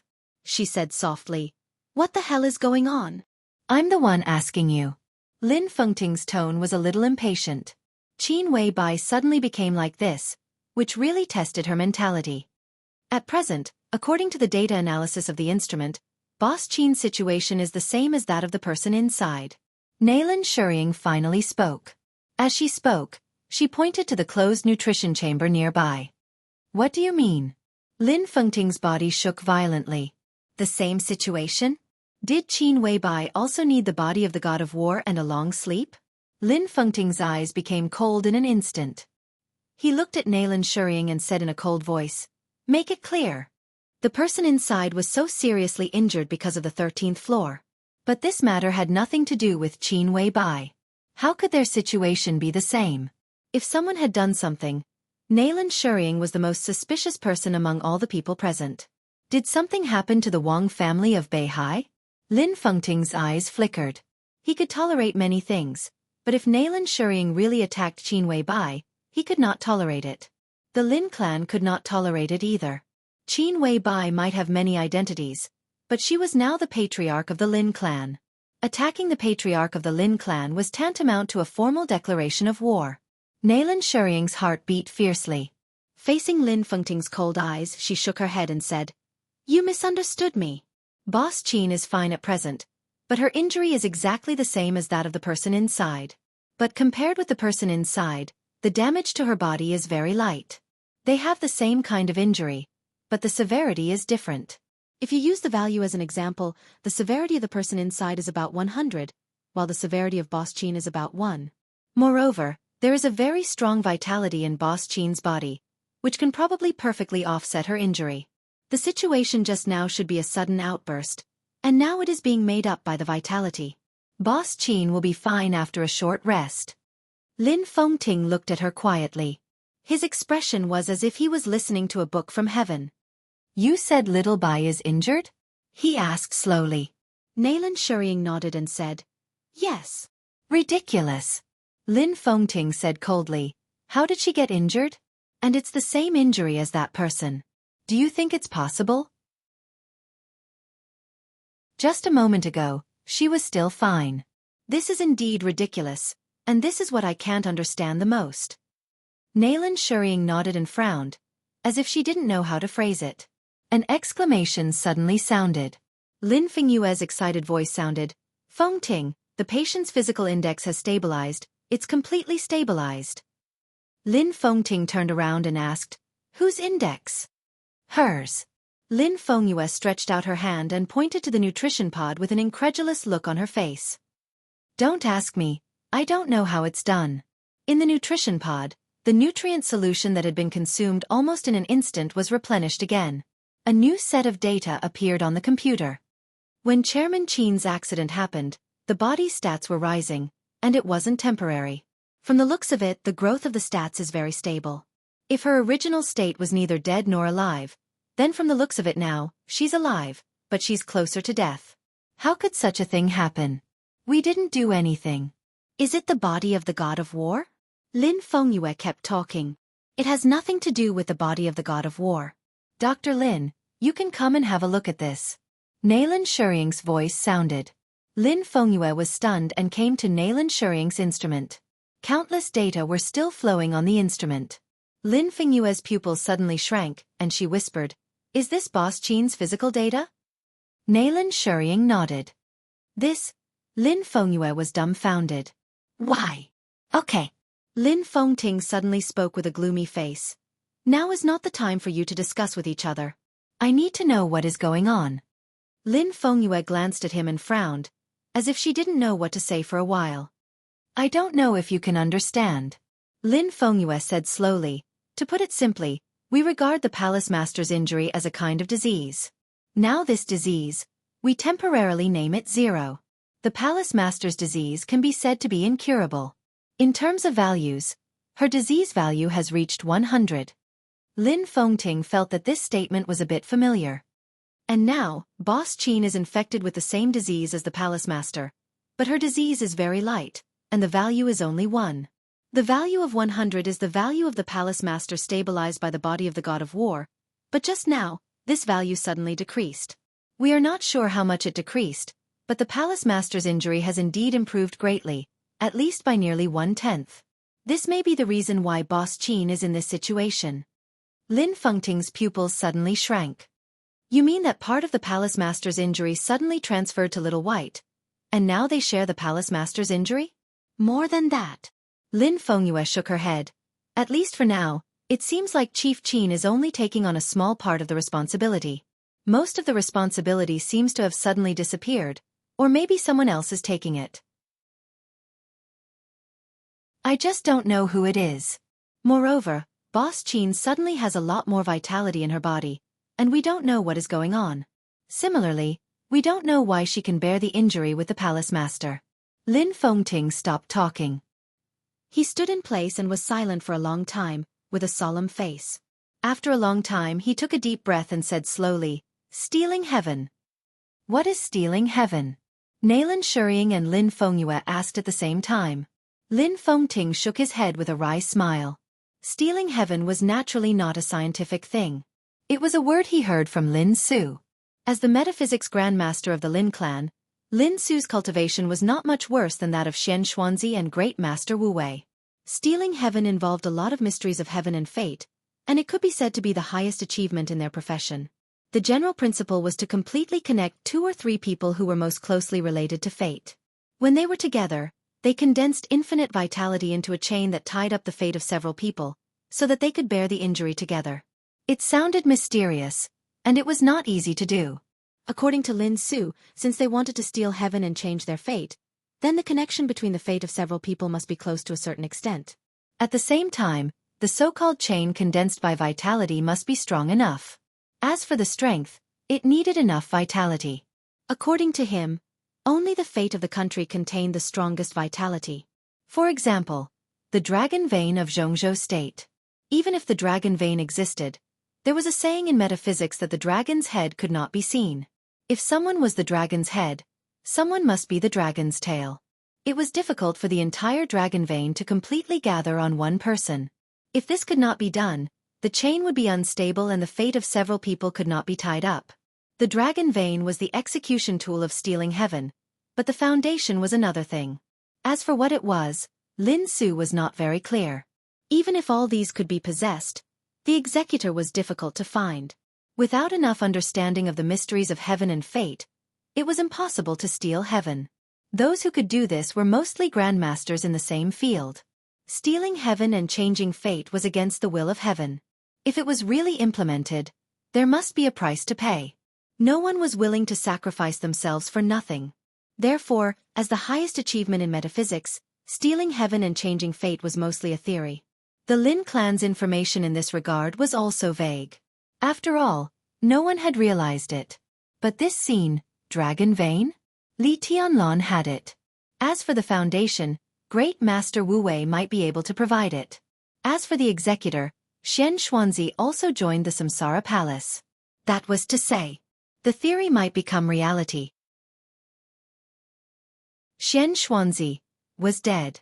Lin Fengting sighed softly and walked to Qin Weibai's side. How do you feel? He asked softly. Qin Weibai had calmed down. She opened her eyes, which were blank and unfocused. The sound of her heartbeat constantly vibrated in her consciousness, synchronized with her own heartbeat. One heartbeat was extremely clear and powerful, with the power of mountains and seas, while the other heartbeat was extremely weak. Qin Weibai blinked her eyes hard. She reached out her hand and gently touched the air in front of her. What is she doing? Lin Fengting frowned slightly. Nailan Shurying shook her head and said honestly, I don't know. There was no sound. There was no light.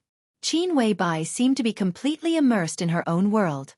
Her attention was absolutely focused and seemed to have entered a new height. Everything in the darkness in front of her was gradually fading. The darkness was slowly fading. The fire in front of her burned and rose into the air, flying away and getting farther and farther. The fire disappeared. The darkness disappeared. A large expanse of soft and warm foam appeared in front of Qin Weibai.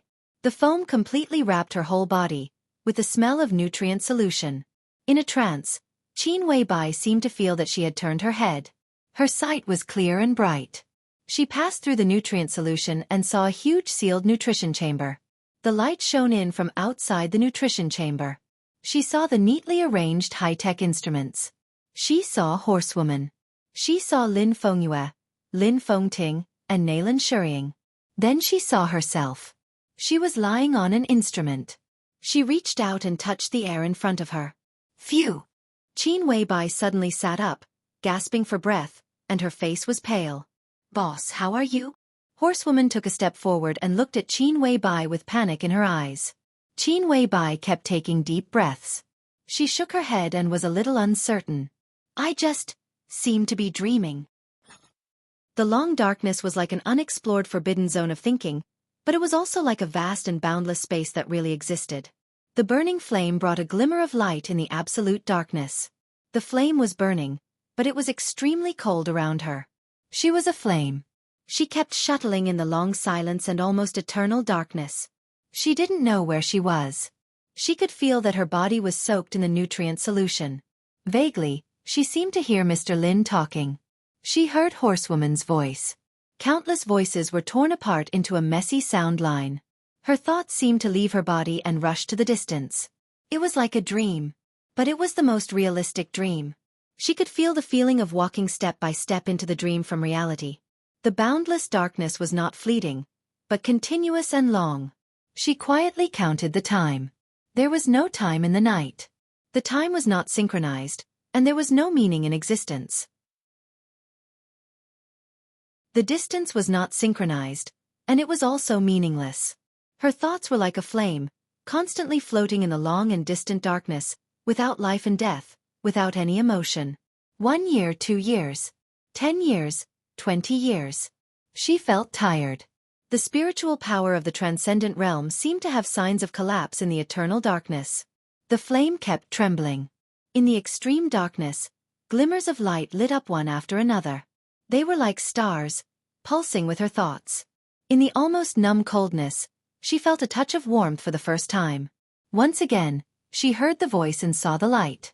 From today onwards, I am your family. Everyone here is your family. Vaguely, she heard someone talking.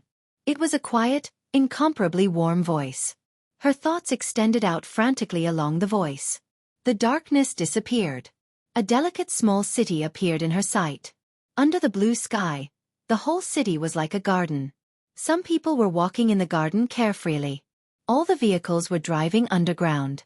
There were birds chirping in the city, and some animals were also walking freely in the city. A middle-aged man held the hands of 2 children, and his voice was a little tired. The 2 children were a boy and a girl. The boy was only about 3 years old, but his expression was extremely stubborn. The girl was a little older, wearing dirty little clothes. She was held by the man and was a little timid. Forgotten city, she said timidly. Where is this? This is our home. In Switzerland. The middle-aged man whispered. My home is in Lin N. I want to find my mother. The little girl lowered her head and said cautiously, I want to find my grandparents. The muscles on the middle-aged man's face twitched, and there was a touch of extreme anger and helplessness in his eyes. The boy on the side was quiet and motionless. Dad, Mom and Grandpa and Grandma have gone to a faraway place. They asked me to take care of you for the time being. When you grow up, you can go to find them by yourself, okay? The man touched the girl's hair with his palm. Okay. The 2 children spoke at the same time. A one-armed young man walked over slowly. His face was pale, and his body was shaky. It seemed that he was seriously injured. Dad. The young man nodded to the middle-aged man and called him. How are your injuries? The middle-aged man asked softly. Fortunately, I won't die. The young man forced a smile, and there was a touch of hostility on his face, which had not been worried before. My right hand is gone. I can still draw the sword with my left hand. The 3-year-old boy stared at the young man's empty right arm and looked a little curious. The young man bent down and seemed to feel a little inconvenient. He simply knelt down in front of the little boy on one knee and touched his head with his left hand. How old are you? The boy shook his head. He didn't know how old he was, and no one cared about this. Still a child, the young man said softly. The young man said softly. He pointed at his empty sleeves and asked, "Are you afraid?" The boy still shook his head and said nothing. The young man hesitated, and a small sword slipped out of his left cuff and handed it to the boy. "Do you like it?" "Yes." The boy nodded and his voice was clear. "This is something that will accompany you for a lifetime." The young man laughed, and his eyes were complicated. "I hope you can be safe and happy all your life, but you are the son of my best brother. Child, you have your own responsibilities and hatred. I am almost a useless person now. In the future, I can only rely on you." The middle-aged man hesitated, let go of the boy's palm and whispered, "I have decided to accept him as an apprentice." The young man was stunned and said with a smile, "The seniority is a bit messy. I have made an agreement with him. This is my adopted son. But it doesn't matter." He took the boy's hand and whispered, "My name is Lin Yuxian. From today on, I am your adopted father. I can teach you everything I know. If I can't, I will find someone to teach you. What's your name?" "Li Dongqing." The boy glanced at the middle-aged man and whispered, "I hope you can remember a name. Maybe it will be your lifelong enemy." "What's your name, godfather?" "Hao Tian. I am about 2 years older than you." "My father? Why did he die?" "Winner takes all. There is nothing despicable in this world. When despicable is put on someone's head and put in the history book, it doesn't matter whether he is hateful or not. What matters is that he must be a loser. Dongqing, your father is not such a person. He just neglected it and failed. Grandpa, grandma family. Don't think about them. Dongqing, keep them in your heart. One day you will get them back." "What about your arm, godfather?" "It was cut off, but it doesn't matter. Your mother killed him for me. I don't need you, boy. This is your father's kendo. It is much more perfect than the Lin clan's kendo. Can you stand it?" "Yes. But your injury is very serious." "Oh, it doesn't matter. Go to your master later. He has something to give you. Your body is on the verge of collapse. Rest for a while, or you will die. Before I die, all the people who deserve to die will die." In the dim light, the 15-year-old boy's face was tough and indifferent. The light kept alternating. The 4 seasons were changing. It was like a dream from a very long time ago. The firelight stayed there, watching the changes year after year. Her mind had been calm, without any fluctuation. "Bastard, who let you go? Do you want to die? Do you know you almost couldn't come back?" "But I killed him." "Yes, you killed him and you will die too. But I still killed him. I killed an invincible realm expert, but I am not invincible." "Shut up. What's so great about killing an invincible realm expert?" "Godfather died in his hands. I killed him and his family. I avenged my godfather." "Ahem, master. Do you know that I don't even dare to go to my godfather's grave to kowtow every Qingming festival? This is just the first one. The Wang family of Beihai, Kunlun City, the Purgatory of Heaven capital, the Heroes Club, none of them can run away. They will all die. I will kill them all." "Shut up. You should rest now." The dragon shows its head but not its tail. The dim sunlight shone on the verdant forgotten city. The man in the wheelchair was extremely dry, but he smiled contentedly. "I took the fate of the Purgatory of Heaven capital. Celestial Emperor? Humph, the Celestial Emperor who carries the dragon vein of Zhongzhou State is just a dog." He bowed down first. "Dongqing, from now on, there is no need for Zhongzhou State. You are the dragon vein, and only the dragon vein. From now on, the world will not only know Xian Xuanzi and Wu Wei, but also me, Lin Su." The dragon shows its head but not its tail. In the future, if possible, spare Celestial Emperor Huawu's life. You need someone to carry the dragon's tail for you. The dim yellow in the sky gradually disappeared. The man in the wheelchair disappeared with the wind little by little. At the moment when day and night alternated, he stood up and whispered, "I entered the invincible realm." Jiang Qiansong died. The headquarters of the Jiang family of South America was directly blown up. The Lin clan's new invincible realm appeared. The Lin clan, Saint. What is the Sword Dynasty? Pass my order. The Heroes Club declared war on the Sword Dynasty today. I'd like to see how capable a young man who hasn't even grown his hair can be. Then I'll show you. Within a year, the Heroes Club and the Jiang family were destroyed. Li Dongqing lost his mind and slaughtered 16 wealthy consortiums in Star State. At present, Star State, Snow Country, Zhongzhou State, and England have formally submitted an application to the United Nations. The United Nations has approved the application and officially declared the Sword Dynasty a terrorist organization. They will launch an all-out attack. The Lin clan withdrew from Switzerland. Everyone disappeared. The Sword Dynasty is finished. The Lin clan is also finished. They are courting death. What do you want to do? Let go of them. Bastard, Li Dongqing, what do you want to do? Mr. President, you're too excited. Is this your mother? The sword light flashed for a moment. A head was directly chopped off. The head flew into the arms of the middle-aged white man with a lot of blood. Take a good look. Is she your mother? Oh, your son is so cute. How do you want him to die? Don't speak? How about this? Swish. In the scream, an arm was directly cut off. No. Swish. Another arm. No. Stop. Oh, okay, I'll stop. He's bleeding a lot. Tisk. It's beautiful. Call the doctor, call the doctor, call the doctor. The doctor is on the way, along with some special forces from your country. Jingzhe, how's the situation? 5 minutes. I'll kill them all. Did you hear that? They might not be able to come. Come, here's your phone. Call some others to try. The United Nations officially withdrew the charges against the Sword Dynasty and clarified that everything was just a misunderstanding. The world will not forget the Sword Dynasty's support for them. His Majesty Li Dongqing, as a famous philanthropist, has been officially awarded the Peace Medal by the European Union. Nobel Peace Prize winner, Li Dongqing.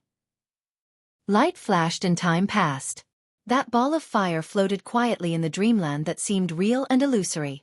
That year, Li Dongqing was already 33 years old. The Sword Dynasty swept across Europe. The Lin clan regained control of Switzerland. That year, Li Dongqing lost the sword that he thought would accompany him for the rest of his life. Because of this sword, he was called His Majesty. His Majesty the Sword God. Time flew by in a hurry. The invincible realm experts in the entire Dark World died one by one. The Sword Dynasty's bases were built all over the world. The administrative department of the Sword Dynasty officially issued a document. His Majesty Li Dongqing will come to Zhongzhou State in 2 days. The administrative department asked the Zhongzhou State Parliament to be ready to welcome him. His Majesty will stay in Lin, En, Yuzhou, and Beihai. In the firelight, her mind had become extremely slow. She watched Li Dongqing arrive in Lin, En. She watched the plane fly from Lin, En to Beihai. All the light disappeared. In the long, almost eternal darkness, it seemed that decades had passed. She saw the wind and snow in Beihai. She saw Li Dongqing walk up Mount Dibing, where summer solstice was guarding. Father's sword. The firelight trembled. She felt a strong and complete vitality. The vitality was like a dragon, sweeping across the land of Zhongzhou State. In the dark, the complete dragon vein in Li Dongqing's body was broken. The dragon tail that belonged to his era was transferred to Li Tianlan. And the dragon tail of this era rushed into Li Dongqing's body with unimaginable vitality. So each was complete. So each was perfect. Li Dongqing disappeared. Eternal darkness and silence enveloped everything again. The extremely long dream that seemed to last for 100 years seemed to begin to break apart. Once again, she saw a flash of light. The light and shadow were eroded by the darkness little by little. In a trance, It was like a small village in a province in the south of Zhongzhou State. A plainly dressed girl was walking quietly on the road. Her appearance was exquisite and perfect. Although her clothes were plain, she looked like a noble and proud little princess. Behind the girl was an old monk in a cassock with a kind face. "Where are you going?" the old monk asked softly. "It's probably in front, if I remember correctly." The girl raised her head and looked quietly at a seemingly ordinary orphanage in front of her with a pair of bright eyes. "Are you looking for someone here?" the monk asked curiously. "Who are you looking for?" "I don't know," the girl whispered. "I'm here to have a look. Whether I can find him or not, from today on, I should have my own name." She walked forward slowly and entered the orphanage. A girl in a small dress full of patches happened to walk out of the door. The two girls froze for a moment at the same time and looked at each other blankly. In each other's eyes, there was a face that was exactly the same as each other's. "You?" The girl clutched the patches on her clothes and looked at the girl in front of her who was as proud as a palace master. She whispered, "Who are you? What's your name?" The proud girl looked at her, her eyes calm and indifferent. "I'm Qin Wei Bai." The girl asked timidly, "Who are you?" "I'm Qin Wei Bai." The girl nodded and said lightly, "But..." The girl hesitated and seemed to want to cry. "Who am I?" "You. From today on, your name is Gu Xianyan."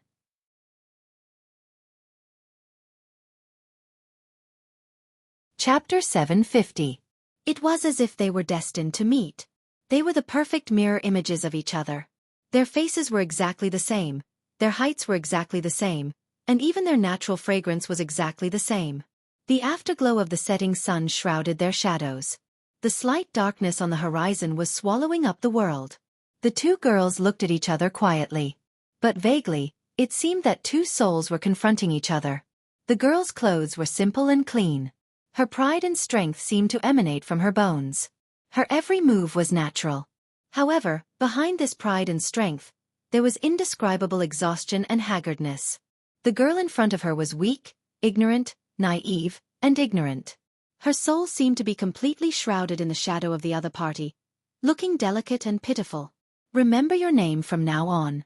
You are Gu Xianyan." The proud girl's voice was calm and elegant, unhurried, like the sound of heaven. "I am Qin Wei Bai."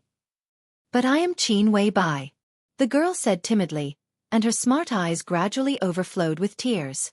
She was a little scared and subconsciously wanted to run away, but the perfect and delicate little face was very clear in her sight.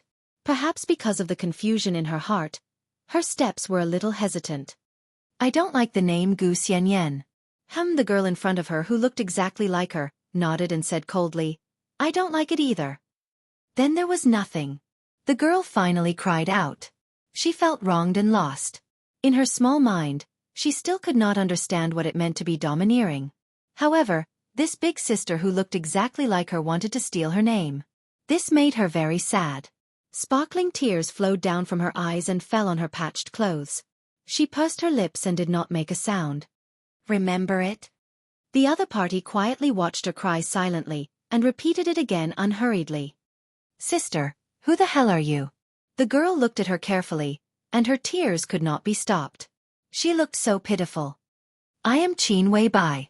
The other party's face was calm. "You're not." "I am Qin Wei Bai." The girl cried out and became more and more wronged. She looked so pitiful that it made people tremble. "Why did you take my name?" "Because that's my name." Her voice was very serious. "But who the hell are you?" She trembled and asked carefully. In his line of sight, that proud and domineering face seemed to gradually melt, turning into a touch of warmth. "I am you," she softly said. "I am the future you, you are the past me." Behind her, great Master Wu Wei, who had followed her all the way, sighed softly, distant and peaceful. Deathly stillness and darkness completely enveloped the world. It was not nightfall. Instead, it was an indescribable silence. It was as if an eternal darkness was shrouding them bit by bit. The light was disappearing, and everything became silent. She became that ball of fire again. The faint light was no longer drifting about. Darkness shrouded over, pulling all the light away. Silence, eternal, endless. Countless thoughts seemed to be torn into countless pieces in an instant, and messy images kept flashing. The fire was still burning. But in the darkness, the fall seemed to be endless. A hurried warning sounded in the biological laboratory of the Lin clan. That was the reaction that the degree of operation of the machine had reached its limit. Near the nourishment chamber, a huge screen suddenly flashed. Majestic data surged up crazily. It was not the pale white that represented death, nor was it the silver gray that represented serious injuries, nor was it the green that represented health. All the data was completely bright red, and the value instantly broke through the peak of the machine. The warning sound of the machine suddenly stopped, and the screen began to flicker, and then the screen went completely black. Lin Fengting looked at this scene in astonishment. Nalan Shuying and Qin Weibai had left. Lin Fengyue, the person in charge of the biological laboratory of the Lin clan, came out, looked at the red data that had been recorded in front of him, and raised his eyebrows. Lin Fengting didn't ask what was going on. He knew the function of that instrument. It was a brain field link device. Although it could not accept the other party's thoughts, it could roughly observe the other party's thinking activity through data.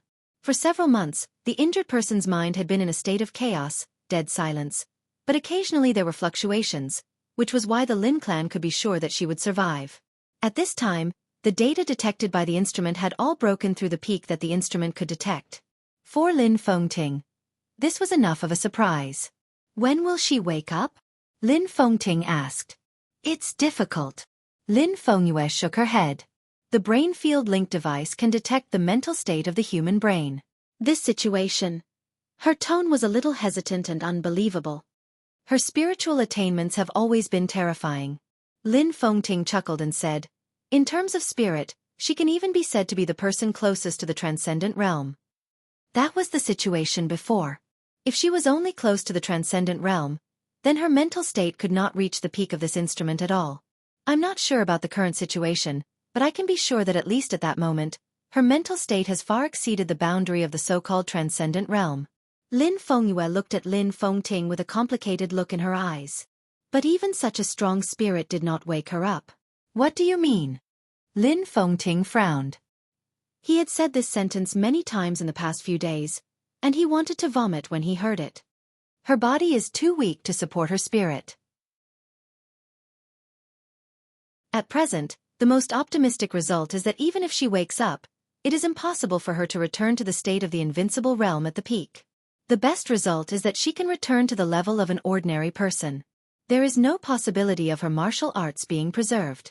From this point of view, her injury is much more serious than that of summer solstice. All her martial arts foundation is gone, but her spirit has broken through a certain boundary. If we divide it according to the strength of spirit, her current spirit is not weaker than that of the legendary Pope. She lost martial arts, but she reached the peak in the field of spirit. Lin Fengting was silent for a while and said, this is compensation? Don't you understand? Lin Fengyue said worriedly, her mental strength is too strong. She can even be said to have consciousness now. But she can't wake up. Do you think this is a good thing? Lin Fengting's face changed and suddenly became serious. She had consciousness, but she couldn't wake up. In the case that she couldn't wake up, she could only face darkness. Her consciousness had been kept awake in the darkness. This time might be a year, or it might be 10 years, or even longer. The question was, could she hold on? Lin Fengting's body was stiff. He turned his head little by little and looked at the figure curled up in the nutrient solution in the nutrition pod. A large amount of nutrient solution had been undergoing the most intense reaction, absorbing, surging and replenishing. It was quiet in the nutrition pod. But bubbles appeared one after another on the edge of the nutrient solution, which was similar to foam. The bubbles and foam completely surrounded her body. Lin Fengting could only see her pale face. He stood quietly and kept silent for a long time. He didn't know when Lin Fengyue had retreated. Across the nutrition pod, Lin Fengting quietly stared at her face. Even though he had known her for a long time, even though he had seen too many so-called characters, as he quietly gazed at this face, he still had to admit that this was the most perfect face he had ever seen in his life. Exquisite. Dreamy. Flawless. Like a white cloud under a clear sky. Like the bright moon among the stars. That was a kind of soul-stirring charm. She was fairy-like, beautiful, and unparalleled in the world. Yes, unparalleled. He had seen Qin Wei Bai. The gap between them was really very small, and it could even be said that there was no difference at all. But perhaps because of his preconceived notions, he always subconsciously felt that Qin Wei Bai was a little strange, but he couldn't tell what was wrong. It could only be said that it was a psychological effect. And the one in front of him could really match her perfection. She slept quietly in the nutrient solution, motionless. Her eyebrows were picturesque, weak and quiet. Lin Fengting stood for a long time before he sighed softly and slowly turned around. A figure stood quietly beside Lin Fengting, squinting, casually holding a glass of red wine, and looking a little playful. Lin Fengting was stunned and blinked subconsciously. At this moment, he even thought that he had seen it wrong. This was a very young figure. His appearance could not be considered handsome, but his face was very clean and looked a little delicate. He wore a white suit and had short hair. His expression was very meaningful, but it looked very gentle. But under this gentleness, Lin Fengting clearly felt a touch of faint but extremely fierce aggression. Showing off his ability. Even if he stood there motionless, he could give Lin Fengting a very fierce and powerful feeling. That was the sword intent unintentionally revealed from all over his body, with a kind of invincible aura. He looked in the direction of Qin Wei Bai, but his eyes were extremely fiery, like a hunter who had seen his prey and was eager to conquer her. Lin Fengting frowned. He didn't like the look in her eyes, and at the same time, his heart was even more shocked. Tianlon, why are you here? Li Tianlon. It was Li Tianlon who stood here. There was no pain or connection in his expression, and the aggression in his whole body became more and more obvious. He shook the wine glass in his hand slightly, narrowed his eyes, and stretched out his hand with a smile. Are you Gu Xianyan? Gu Xingyun's adopted daughter? Lin Fengting turned around in shock. The scene in front of him was changing. A dim and soft light shone in the laboratory. The cold silver walls of the laboratory began to fade, and the test tables disappeared one by one.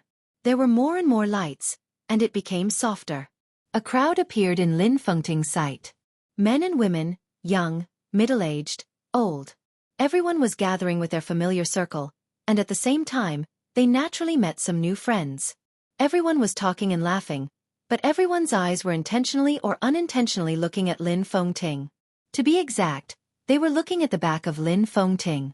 Dressed in a splendid dress, she slowly walked over. Cold, elegant, arrogant, and calm. The black dress revealed a section of snow-white shoulders, and a delicate diamond necklace was the only decoration on her body. The skirt gently swayed as she walked, like a lotus swaying in the wind. Her expression was not charming and seductive, but her every move carried a kind of perfection that no one dared to blaspheme. Li Tianlon's eyes became more and more fiery and full of interest. Xian Yan greets your highness. She walked to Li Tianlon's side and bowed slightly. The light of the diamond necklace around her neck was reflected in his fiery eyes. Oh, the first beauty of Zhongzhou State. Li Tianlon handed the wine glass in his hand to her. You deserve this title. His movements were casual, and his voice was even more casual. Drink it. Several young men and women following Gu Xianyan looked slightly angry, but they forced themselves to endure. Her eyes slightly condensed, and then she smiled. The natural fragrance floated slightly, and it was even more intoxicating. Xianyan toasts your highness. Gu Xianyan naturally held the wine glass and smiled softly. Her voice was as clear as ice and snow, neither servile nor overbearing. To your highness. My highness? Li Tianlon smiled playfully. I haven't been to your Phoenix Pavilion. What kind of highness can you see? You. Beside Gu Xianyan, a young man in his 30s flew into a rage and suddenly took a step forward. Li Tianlon glanced at him lightly. Facing his eyes, the young man's face suddenly turned pale, and his whole body stiffened.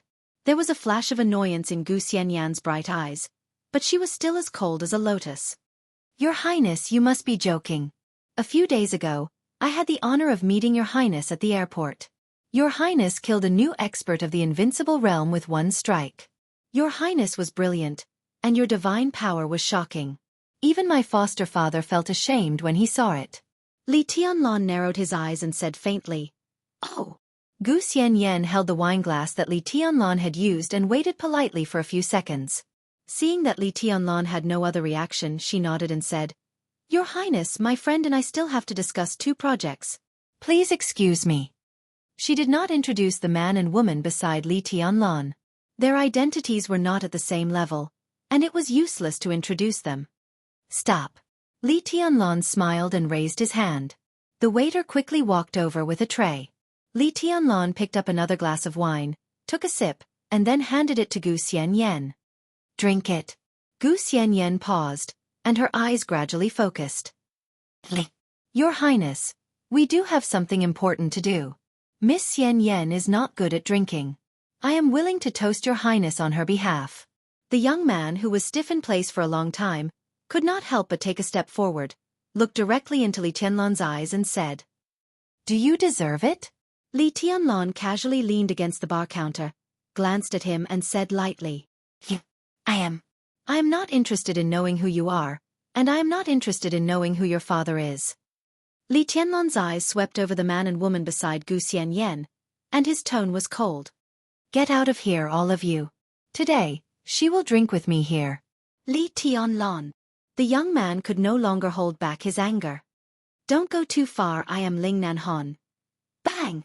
In the dull sound, before the young man's voice fell, an enchanting figure suddenly walked over and directly kicked the young man in the chest. The powerful and heavy kick directly sent the young man flying nearly 20 meters away. Blood spurted from his mouth, and his body fell to the ground softly. It was unknown whether he was alive or dead. There were exclamations, and then there was an instant silence. The enchanting figure did not speak. She stood in front of Li Tianlan and slightly bowed. Li Tianlan narrowed his eyes and remained calm. Gu Xianyan's body tensed for a moment, and she also slightly narrowed her eyes. Naturally, she knew this woman. The enchantress from the Wang family of Beihai. Everyone thought that she was the most loyal lackey around Li Tianlan, but the scene just now. Gu Xianyan thought quietly and lowered her head. "Go down." Li Tianlan glanced at the enchantress and said nothing. The enchantress nodded silently, facing Li Tianlan, and retreated step by step. Li Tianlan's eyes swept over the other men and women beside Gu Xianyan, and he said blandly, "I will give you 5 seconds. If you don't get out, I will ask your parents to crawl over to take you away." 5, 4. There was no 3. No matter how humiliated they were, the young men and women immediately turned around and walked away. Li Tianlan smiled, reached out casually, put his arm around Gu Xianyan's slender waist, and held her body in his arms. "What are you doing?" Gu Xianyan's face suddenly turned red, and she was a little flustered. "Drinking," Li Tianlan said blandly. "Your Highness, please behave yourself. On such an occasion This occasion is not important," Li Tianlan said blandly. "This is Beihai. Beihai is not yours." "But my woman is." Gu Xianyan gritted her teeth.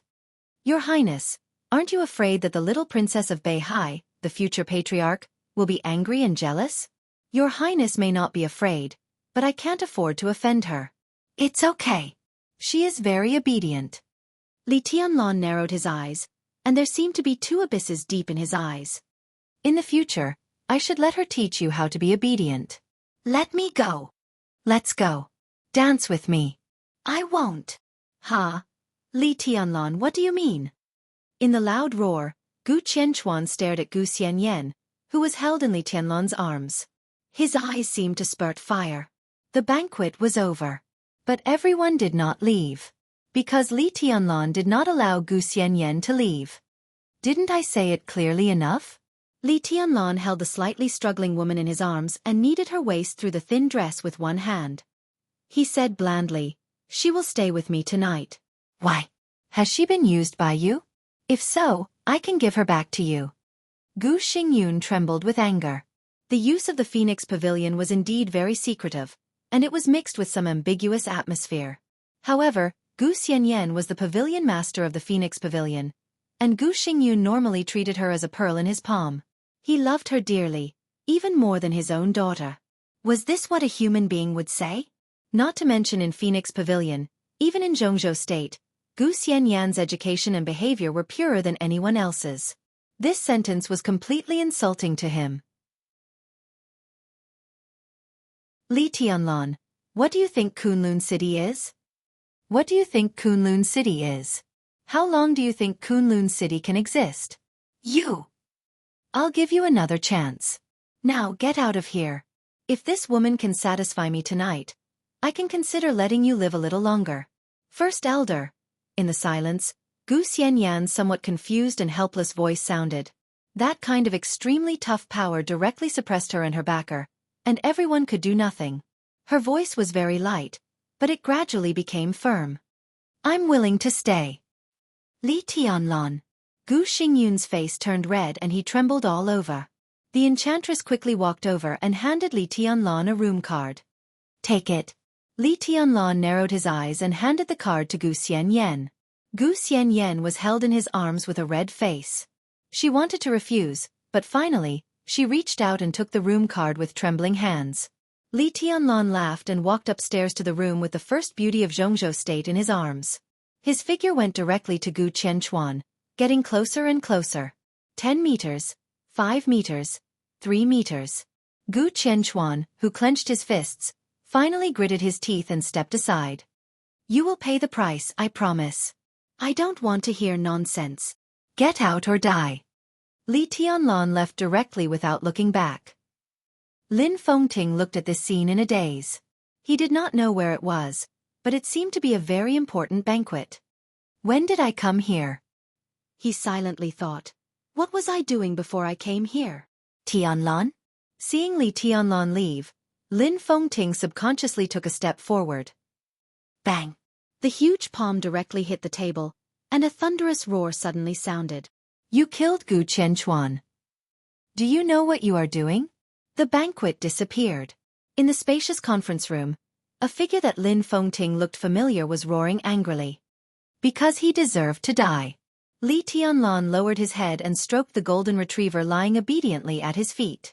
As the first person to bring a dog into the conference room of the parliament since the founding of the People's Republic, he had gradually restrained his sharpness. However, his arrogance was becoming more and more obvious. He almost killed my dog. I'm going to kill him. Why are you so angry? Your Majesty Sword Emperor, Minister Dongqing, shouldn't you give me an explanation? He is provoking the dignity of the entire Zhongzhou State Parliament. Tianlan is right. Gu Qianchuan deserves to die. This was Wang Tianzong's voice. Reconsider. Dongqing Wudi said lightly. Crack. With a crisp sound, the teacup fell to the ground and shattered. Lin Fengting watched this scene quietly. Looking at Wang Tianzong, he felt something was wrong. When he was about to go up and say hello, the scene in front of him suddenly widened after he took a step forward. The vast snow-capped mountains were endless. Snow was flying over Kunlun City. Li Tianlan's figure floated in the air, looking at Kunlun City under his feet with an indifferent expression. Gu Xianyan was held in his arms. She wore a white windbreaker made of cloud silk, which made her figure more extraordinary. White flags were hung in Kunlun City. Gu Qianchuan's funeral had just passed. Many important high-ranking officials and tycoons in Zhongzhou State came here to attend Gu Qianchuan's funeral. Li Tianlan and Gu Xianyan appeared last. There was no courtesy. There was only a notice similar to an order. Gu Xianyan leaves Kunlun City today. That's it. She belongs to Kunlun City. Why does she leave? Li Tianlan, don't go too far. Gu Xingyun's sad and indignant voice resounded through the sky. She is the Phoenix Pavilion leader cultivated by Kunlun City. Everyone here knows that. What qualifications do you have to let her leave Kunlun City? Xianyan, do you agree? A white windbreaker made of cloud silk seemed to blend in with the wind and snow. Gu Xianyan's face was a little pale. This truly invulnerable cloud silk windbreaker was the result of Li Tianlan's 4-month war in Europe and the United States last year. He made 3 pieces of clothes with the cloud silk. One was given to the future female patriarch of Beihai. Gu Xianyan's was also one of them. He didn't keep any for himself. She bit her lip tightly, looking at Kunlun City and the man beside her. Unconsciously, she had been with him for more than 4 years. Xianyan, do you agree?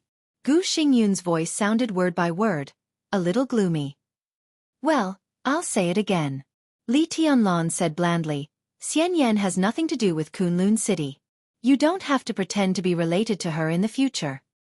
She belongs to Kunlun City. Gu Xingyun growled. Really?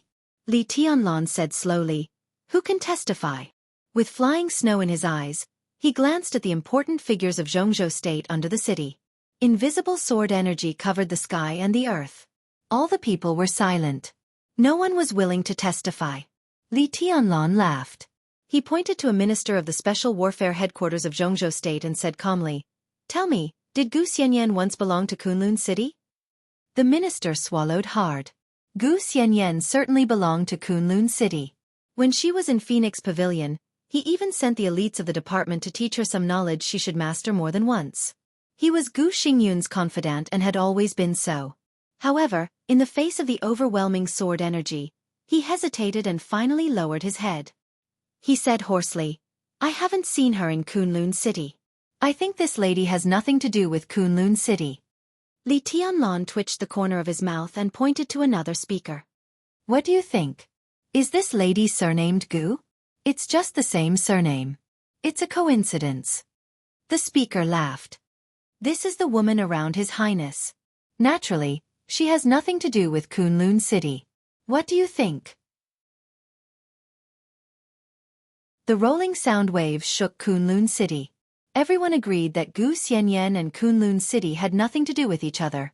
Lin Fengting looked at this scene quietly. He suddenly thought of a word. Calling a deer a horse. You've achieved your goal.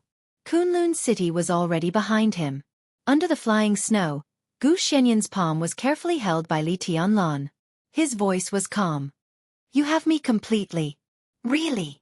Li Tianlan turned his head and said with a smile. Isn't it? I don't belong to Kunlun City anymore. So many people are testifying for you. Gu Xianyan's tone was sarcastic and sad. But it doesn't include you. Li Tianlan looked at the eyes that made him completely lost and said softly, You can speak just now. If you admit that you have something to do with Kunlun City, no matter how many people testify, it will be meaningless.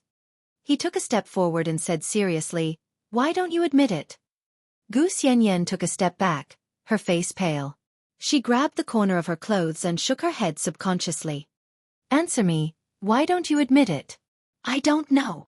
You know. I don't know. You know. Don't say it, don't force me. Gu Xianyan burst into tears. Li Tianlan held her tightly in his arms and gently breathed in the fragrance of her hair. He said lightly, Because if you admit it, you will lose me, right? No, it's not like that. Why do you do this to me? I don't want to know you. Bastard, you bastard. Why do you do this to me? You forced me at the beginning. Why? Gu Xianyan broke down emotionally. In the year she had been with Li Tianlan, this was the first time she had completely broken down. Because I like you. Li Tianlan held her tightly and whispered, You're mine. You can only be mine. Do you know that? Do you know? Gu Xianyan held his neck tightly and took the initiative to kiss him. The wind and snow filled the sky. Lin Fengting turned around silently. One step, one world. I'm pregnant. She gently leaned against Li Tianlan's arms, her voice soft. Really? Li Tianlan suddenly sat up, his face full of surprise. Ha ha ha. He suddenly picked her up and spun her around, his smile extremely presumptuous. I'm going to be a father? Be careful, don't hurt the child. Gu Xianyan stretched out her small hand and pinched Li Tianlan's face, murmuring, Bully me, bully me. Her palm was gentle, and the depths of her eyes were full of affection. Li Tianlan put her on his lap and said seriously, What do you want? I will give it to you. It's enough to want you.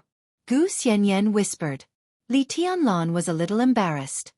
Now, the first 3 months, it's not very good. Gu Xianyan blushed and pinched Li Tianlan's face. Bad guy, what are you thinking? Li Tianlan laughed and held Gu Xianyan in his arms. What are you thinking? Gu Xianyan whispered. I'm thinking that it's time to bring you a tong here. Our family should live a good life. It's time to solve some grievances completely. When the time comes, you all give birth to a child for me, and I'll teach them swordsmanship. Well, I should make a sword manual now. Ah, Xianyan, What do you think the child should be called after he's born? What's the child's surname? Gu Xianyan's tone was a little hesitant. Li or Dongqing? Li Tianlan was silent for a long time. It's better. Li Tianlan whispered. I'm used to it. If it's a son, how about Li Dongqing? Gu Xianyan rolled her eyes at him. Naming a child is so perfunctory. I hate it. Hee. Your Majesty, Beihai. The Wang family of Beihai sent an invitation. It's a wedding invitation. What wedding? Li Tianlan asked casually. Beihai officially confirmed Wang Shengxiao as the heir of the Wang family of Beihai. Wedding. 3 days later, it's the wedding of Wang Yuetong, the little princess of the Wang family of Beihai, and Gu Hanshan, the young master of Kunlun City. Whoosh! The sword energy suddenly flew up. Under the main hall, a group of people all knelt down. Your Majesty, please calm down. Tianlan, this is not true. Beihai can't marry Yuetong to Gu Hanshan. They just want you to go there. Oh, go there. Okay, I'll fulfill their wish. You can't go. I have to go. Please don't go. Li Tianlan still went. Quarreling, crying. There was no way to stop him. Before he left, he just asked her to wait for him at home, waiting for him to take them to the Vatican again. He said that flowers would be sprinkled all over the world. What Gu Xianyan saw was the wind and snow falling all over the world. In the darkness, a figure slowly came out, squinting and smiling gently. Xianyan. Gu Xianyan's body shook violently, and she suddenly stood up. Gu Xingyun stood not far behind her, with an easygoing smile and cold eyes. How did you get in? She asked slowly. Gu Xingyun did not answer. He just looked at her bulging belly, and his eyes became colder. How many months has it been? The wind and snow were flying. It was snowing heavily. The invincible realm lay dead. The murderous weapon was broken. The blood dyed the snow red, and there were corpses everywhere. The sky over the snow-capped mountain was cold and gloomy like a nightmare. Who dares to fight with me? I have a sword, and I'm willing to go with you. The sword light cut through the snow-capped mountain. It was as dazzling as a rainbow, and it was extremely beautiful. The huge black sword was instantly furious, and countless sword energy surged out. It was about to fight back. At that moment, the astonishment in his eyes turned into relief. He clenched the huge sword in his hand, and the sword energy that burst out of the huge sword was instantly borne by him. The sword energy entered his body, and his body shook a little. All the counterattack of the huge sword was suppressed by him. He looked at the beautiful figure calmly, and his eyes were peaceful. The next second, the blade that cut through the wind and snow suddenly pierced his heart. It hurts. Why don't you fight back? You'll die. He looked at her belly and smiled. He'll die too. How dare an ordinary man call himself an emperor? Ridiculous. You end up like this today, and Wang Tianzong will end up like this in the future. On the snow-capped mountain in the distance, the sword emperor who had lost his arm was covered with scars and was almost lifeless. I'm sorry. It's understandable. After all, your surname is Gu. I'm sorry. You don't have to do this. I'm very tired these years. I'm too tired. It's time to rest. I'm sorry. I want to go home. I'm sorry. I really want to. He looked at her belly. Take a look at him. I'm sorry. His body fell into her arms. I'm sorry. I'm sorry. I'm sorry. Ah! Lin Fengting finally realized what she was seeing. One step, one world. This was the world that impressed her most deeply in her heart. Her mental state was out of control unconsciously, and the spirit beyond the transcendent realm broke out in an instant. At this moment, Lin Fengting knew very well that she was hypnotized. He walked in the deepest world of her heart, and what he saw was a picture that he didn't know belonged to the past or the future. He took a step forward. Wang Tianzong died. Very good, the Wang family of Beihai, haha, after so many years, it's time for them to come to an end. Where's Gu Xianyan? I don't know. After that battle he disappeared. Lin Fengting kept walking. Countless pictures flashed in her mind, becoming more and more messy. Her spirit seemed to begin to calm down. The world kept changing. He saw Huating. Dongqing Rushi in a red dress jumped down from the highest building. He saw Gu Xianyan again. Then he saw himself. Gu Xianyan was holding a child and holding a little girl by her side. The picture was vague. The sound was intermittent. Please, sir, the holy disciple of the Lin clan. 2 children, how did they get lost? Bastard, go and find them. Go and find them for me. He saw the waves of the West Lake. An extremely angry sword light cut through the entire West Lake and seriously injured Gu Xianyan. But the huge sword edge fell on her hand. That was the end of an era. It was the madness of a woman. At the end of that era, the mournful sword light shone on the entire dark world. One after another, the invincible realm experts died under the huge sword edge. She walked to Mount Dibbing. The violent sword light destroyed everything. The sword light of 6 paths of reincarnation rotated wildly. The awe-inspiring sword energy left wounds on her body one after another. But the huge sword edge was always stable and kept moving forward. The sword light of 6 paths of reincarnation completely collapsed. There seemed to be Song Si's desperate cry in the distance. Lin Fengting took another step. The world in front of him had become dark. She held the sword edge tightly, opened her dim eyes, and looked at the sunshine outside the sky. The tide of Beihai kept ringing under her. I'm sorry. She murmured and closed her eyes completely. Wang Shengxiao's body fell, without any vitality. Lin Fengting's eyes fell into complete darkness. It was like the last world. Her figure finally fell into Beihai. The eternal coldness and darkness swept everything. The weight of the huge sword suddenly increased countless times. Her body kept sinking to the bottom of the sea. Lin Fengting was trapped in this dark world, and there was no way out. He didn't know how long it had been. A faint sword light lit up in front of him. The huge sword was constantly shining, as if it was tearing the ocean apart. The seawater disappeared. White snow appeared in front of Lin Fengting.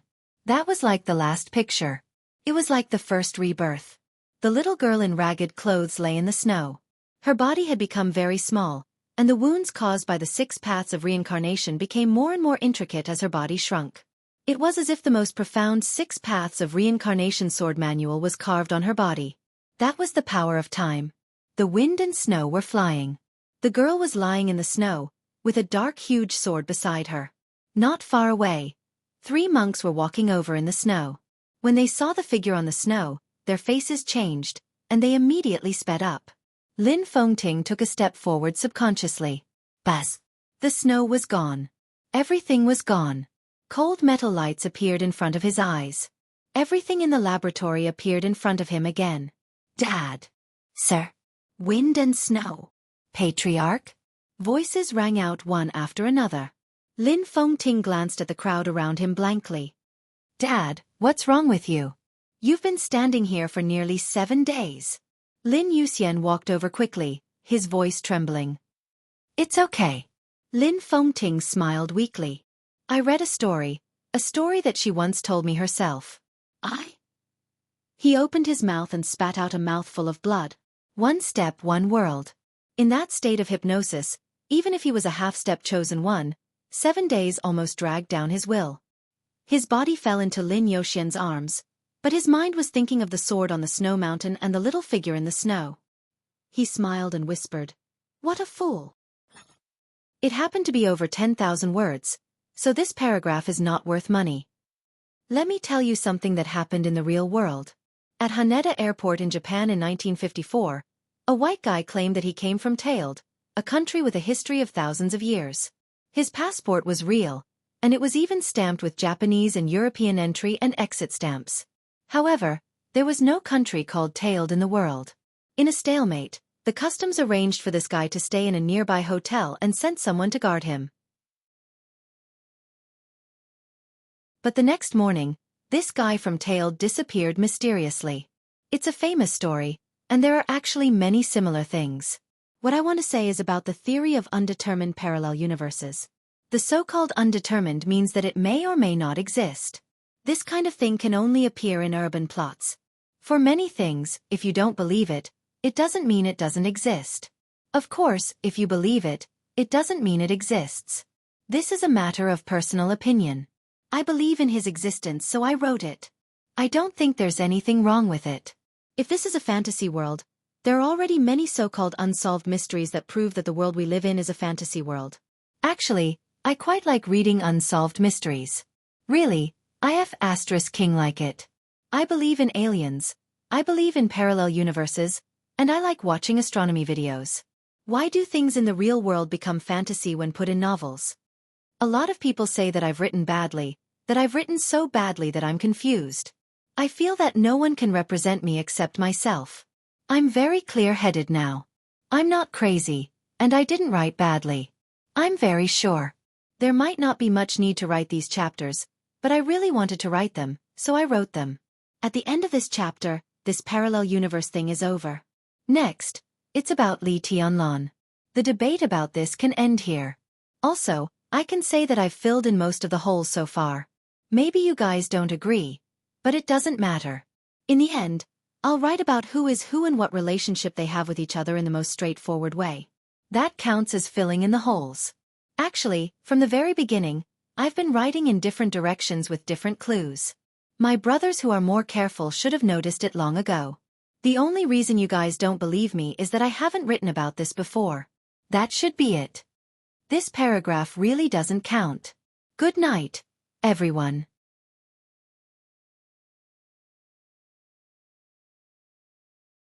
Chapter 751.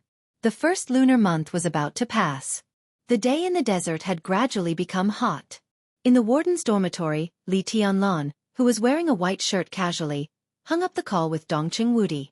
He looked at the yellow sand outside the window and narrowed his eyes. It had been half a year since he entered the desert prison. The desert was as quiet as usual. But the dark world was already turbulent. The influence of the mysterious expert's attack on the Wang family of Beihai half a month ago had completely spread.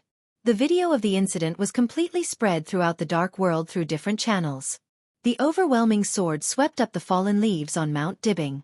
The majestic sword energy seemed to have the power to break the screen in the video and smashed into the hearts of all the big shots in the dark world.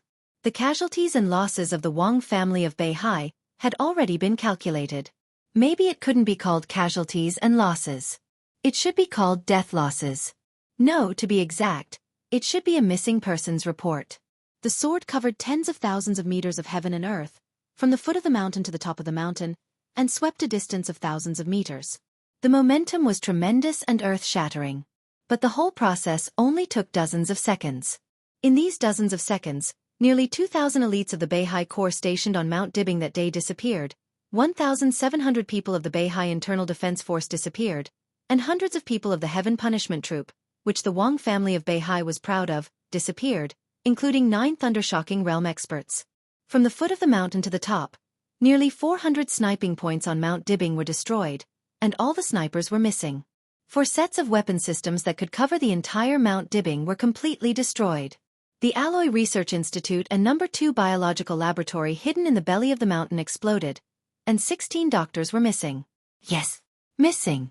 The moment the sword energy swept past, everyone's body was completely smashed by the violent sword light. The entire Mount Dibbing was completely turned into a white land by the sword, and not even a drop of blood was left on the spot. All the people who guarded the front of Mount Dibbing that day were evaporated by the sword, and no bones were left. Mount Dibbing was directly split into 2 halves from the summit to the ground. The 2 Mount Dibbing were hundreds of meters apart. The water of the North Sea gushed in from this huge crack, submerging nearly 1/7 of the area of Shenzhou City. Most of the area at the foot of Mount Dibbing was submerged. A military base was covered by seawater. The surging waves even affected the military airport not far away. If Li Tianlan swept across Beihai not long ago was just a hurricane for the Wang family of Beihai, then the sword in front of them was a sudden natural disaster for the Wang family of Beihai. The majestic palace, the elite troops, and the picturesque mountain peaks. Everything disappeared under that sword strike. The shocking sharpness seemed to be completely branded in the sky above the Wang family of Beihai, cutting them down from the peak of the dark world. They were no longer transcendent, no longer mysterious, no longer high above, and no longer insufferably arrogant. The dark world was not happy about it. Even the forces that had been against the Wang family of Beihai, such as the Jiang family of South America, the Purgatory of Heaven capital, and Emperor Dong's palace. No one was gloating. It was gratifying that the momentum of the Wang family of Beihai had fallen. But the mysterious heavenly son who single-handedly crushed the entire Mount Dibing was also frightening. That was true fear. In a very short time, almost all the super forces in the Dark World came to the same conclusion. At present, no one, no force, and no country in the Dark World could stop that sword light.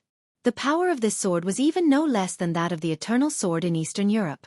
Maybe it was slightly weaker, but no one could see the difference. Such a person, even alone, was enough to set off a real large-scale war in any corner of the world. For this era, the existence of such a person was completely irresistible. All the forces were afraid. Because after the silence brought by fear passed, the whole world was in an uproar. Countless forces and countries were secretly issuing orders to find the clues of the mysterious strong man. The shocking sword also exposed the mind of the mysterious strong man. It could be said that he really regarded human life as grass. Such a person could not have no ambition. With his powerful force, it was enough to conquer all the dark forces in an instant and then unify the dark world. Everyone was looking for him, and even planned to join hands to kill him. Half a month had already passed since the incident. The dark world was still in an uproar. But the mysterious heavenly son seemed to evaporate from the world, and all traces of his existence were lost overnight. Zhongzhou State was also looking for him, and even paid close attention to this aspect. So, Airbus, Rolls-Royce, and other companies had been hacked countless times in a few days. Zhongzhou State had looked for the mysterious heavenly son in all aspects, but they had found nothing. Li Tianlan had been observing this matter silently, and had not expressed any opinion. He had contacted Dongqing Wudi on his own initiative. On the day of the incident, the army headquarters had issued a direct document, and Dongqing Wudi personally signed the order. A highly integrated special force had been secretly dispatched. Dongqing Wudi even wanted to mobilize an ace army to guard the desert prison. However, this motion was not approved by the parliament, so he had to drop it. But Dongqing Wudi did not give up, and he still tried to increase the combat power here. In half a month, nearly 20,000 people had been stationed in the desert prison. Everyone could see that Dongqing Wudi was very nervous. The appearance of the mysterious heaven's favorite was like a huge variable. Up until now, everyone had always thought that only two people could stand against that kind of sharpness. The first was naturally Wang Tianzong in Eastern Europe. The second was Li Tianlan, who had reached the peak. Wang Tianzong was missing. Li Tianlan was still growing. If the mysterious heavenly son wanted to eliminate the threat in the future, Li Tianlan was his most likely target. Dongqing Wudi had no reason not to be nervous. However, Li Tianlan refused Dongqing Wudi's idea of continuing to increase troops, and he even persuaded Dongqing Wudi to withdraw all the troops that had been temporarily dispatched. He always had an inexplicable sense of familiarity with the mysterious heavenly son in the video. This sense of familiarity was not the reason why he felt safe, but an intuition. He really didn't think that an expert who had reached that level of personal strength would care about any future threat. If he didn't have this kind of broad-mindedness and bearing, he couldn't have come to this point. That was the real heavenly son. In the eyes of such a person, there was only one kind of person and one kind of creature in the world. Relatives and non-entities. Standing at that level, he wouldn't even have friends. To say the least, that kind of power could easily destroy the weapon system in the desert prison that was enough to stop an expert at the peak of the invincible realm. If he really wanted to come, it would be useless to send an ace army. If he was targeted by such a person, everything he did was in vain, and he couldn't escape at all. Although he could be calm, it didn't mean that he didn't have a sense of urgency. After Wang Tianzong disappeared, there seemed to be a towering mountain in front of him again. An invisible pressure pressed down.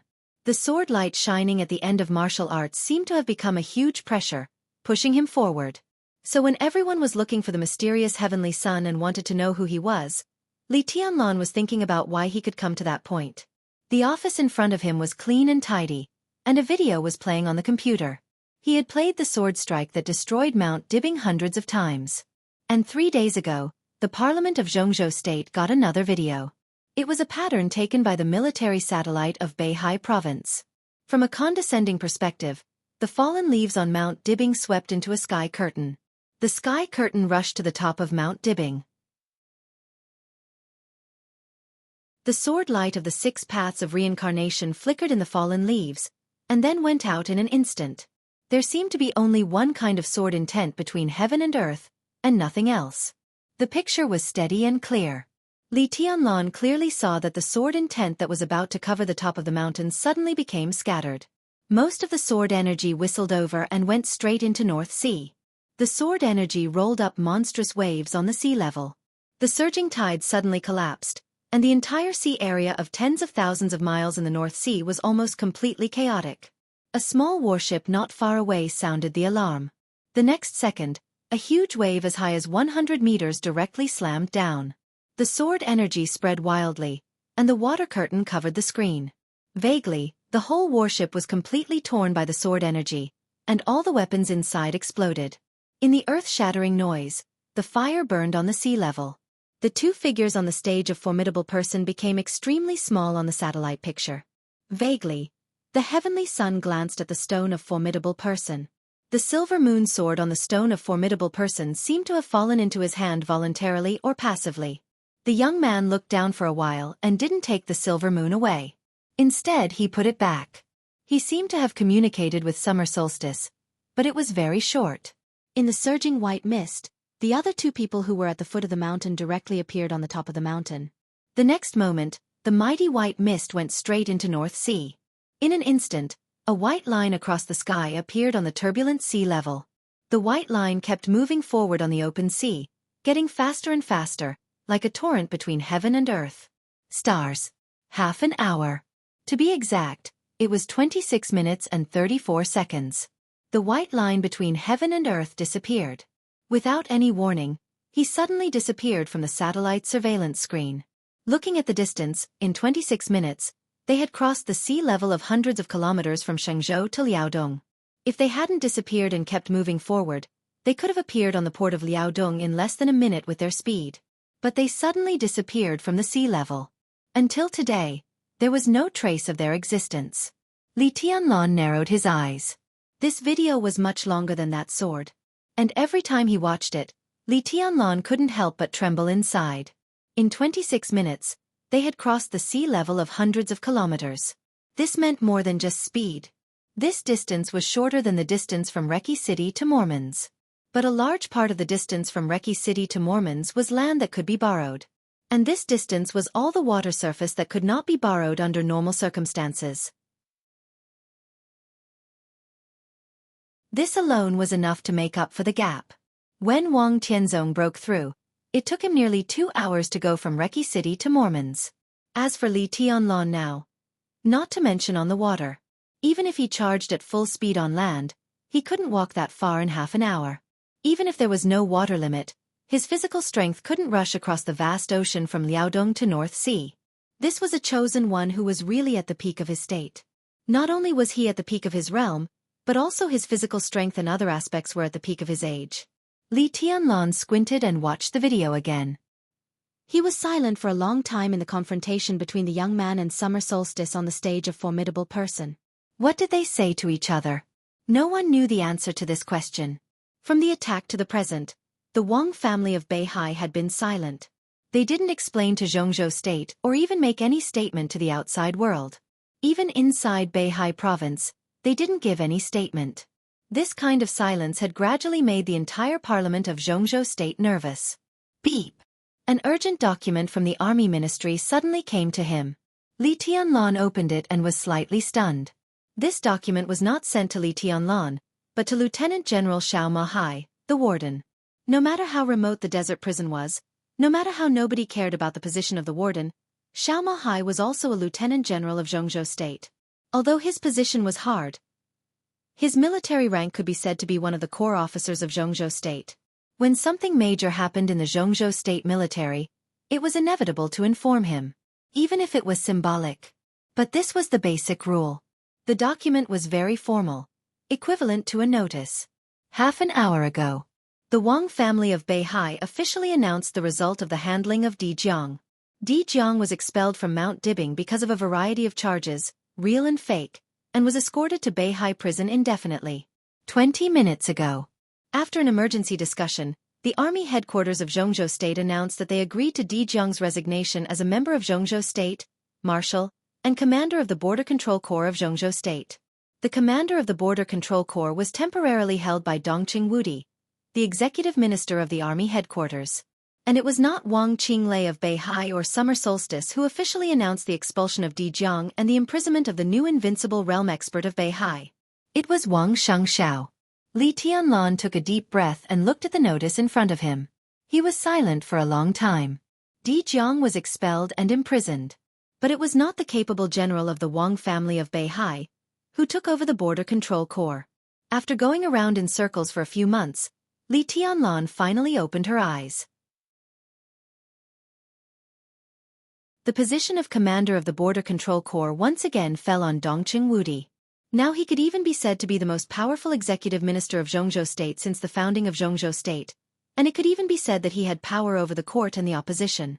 And this unusual action represented Beihai's concession. And Dongqing Wudi taking over this position also meant one thing.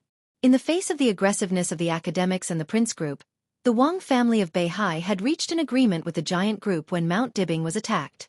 Counterattack. Counterattack from the Wang family of Beihai. A storm from the North Sea province. It was about to begin.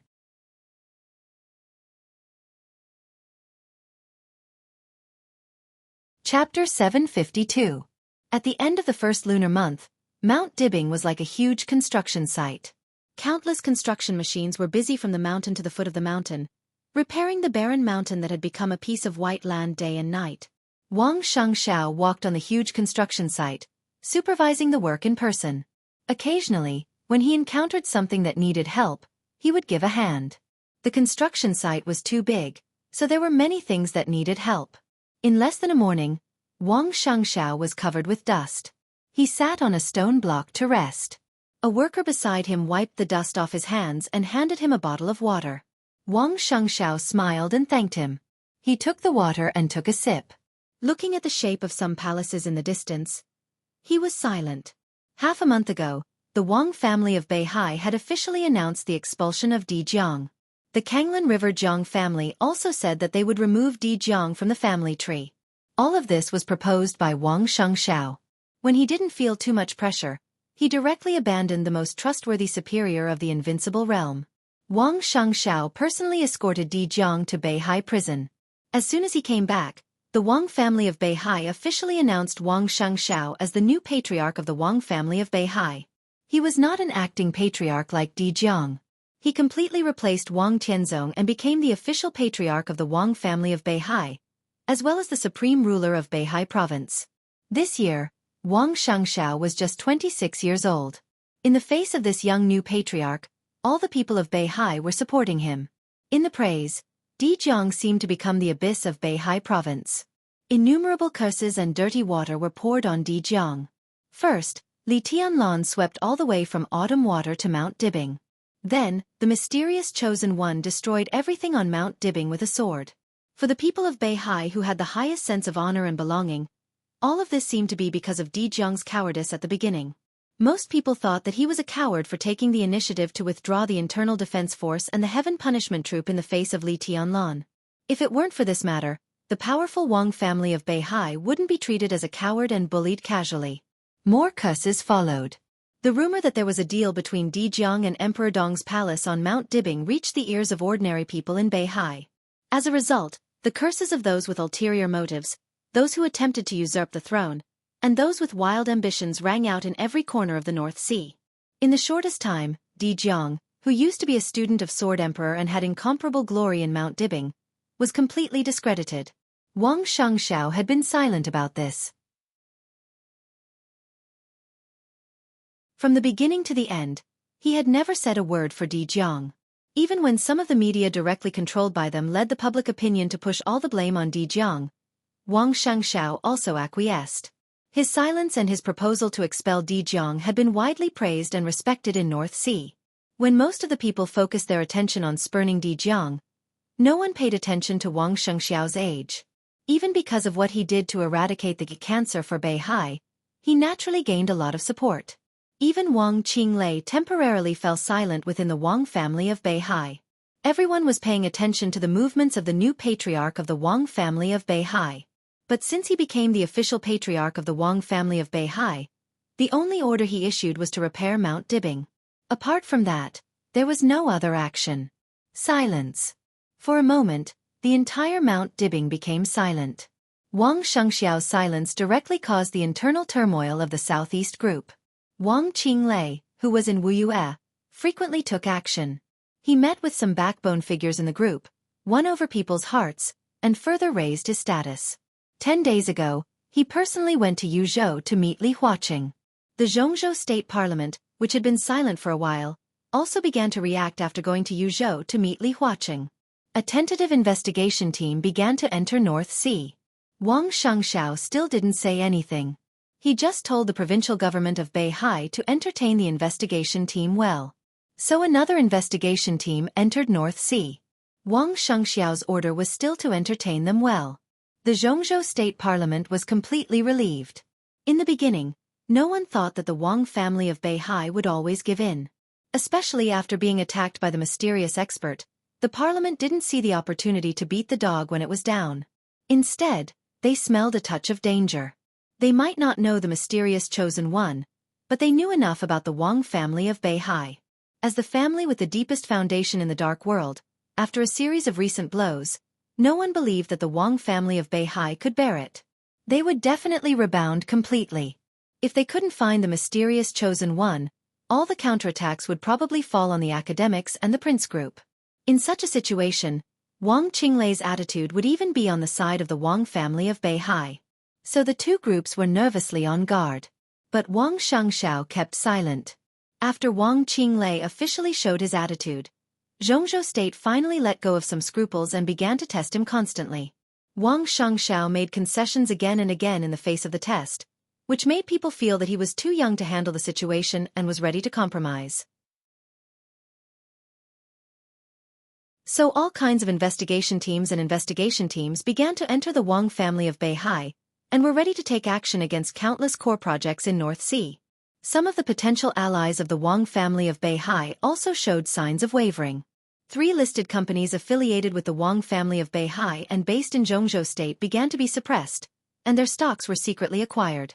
Some reports against the officials of the provincial government of Beihai began to fly to the Ministry of Supervision of Yuzhou like snowflakes, and some of the support that Zhongzhou State had provided to Beihai on a regular basis also began to be released. Countless news gathered on Wang Shengxiao's desk every day, and all of them were bad news. The suppression suddenly came from all sides. All of this was because of Wang Shengxiao's young age. Because of summer solstice's serious injury. It was also because of Wang Qinglei's positive attitude. In the face of the storm that gradually swept through the Wang family of Beihai, all Wang Shengxiao could do seemed to be silent. A plump and enchanting figure slowly walked into the construction site and came to Wang Shengxiao. She whispered, "Patriarch, Madam is calling you." The enchantress from the Wang family of Beihai. Now the Sky Academy and the Deep Sea Academy had passed the initial selection, but there was still some time before the new class began. During this time, the enchantress had been in Beihai province. "Oh, okay." Wang Shengxiao drank some water, stood up, and said casually, "Sixth sister, has my mother taken medicine?" "Yes, she has. Madam's recent injury is more stable." The enchantress whispered, and there was some relief in her eyes. A smile appeared in Wang Shengxiao's eyes. This might be the only good news for the Wang family of Beihai during this time. The night before the mysterious chosen one attacked Mount Dibing, summer solstice saw countless sword lights in the sky. Countless vitality on Mount Dibing gathered into her body. The injuries that had troubled her for many years were mostly healed overnight, and her completely broken foundation seemed to have the possibility to heal. However, her body, which had just mostly recovered, was seriously injured by the mysterious chosen one's sword again. Summer solstice's injury was extremely serious, but it could still be regarded as good news. Because countless vitality was still playing a role, as long as her injury was healed this time, she had the possibility to return to her peak state. Summer solstice temporarily lived in a side hall of Mount Dibing. In front of the side hall was a path that led to the foot of the mountain. The path had been temporarily repaired, and it looked very smooth. When Wang Shengxiao came over, there were already several cars parked in front of the side hall. Several elites of the internal security force were putting some simple luggage on the cars. Wang Shengxiao glanced at them, said nothing, and went straight in. Summer Solstice sat on the sofa in the living room, dressed neatly, but her face was as pale as paper. Tang Shi and Song Si were chatting with their mother-in-law. Song Si's abdomen was obviously bulging, and her mood seemed to be fragile because of pregnancy. Her big eyes were red and swollen, and it seemed that she had just cried. "What's wrong?" Wang Shengxiao glanced at Song Si and said with some concern, "Are you uncomfortable?" "No." Song Si shook her head and said nothing. "This silly child doesn't want to leave. He wants to stay with you," Summer Solstice said softly. Her injury was extremely serious, but it did not hinder her movement. But when she spoke, she was obviously a little out of breath. Song Si looked at Wang Shengxiao with some expectation in her eyes.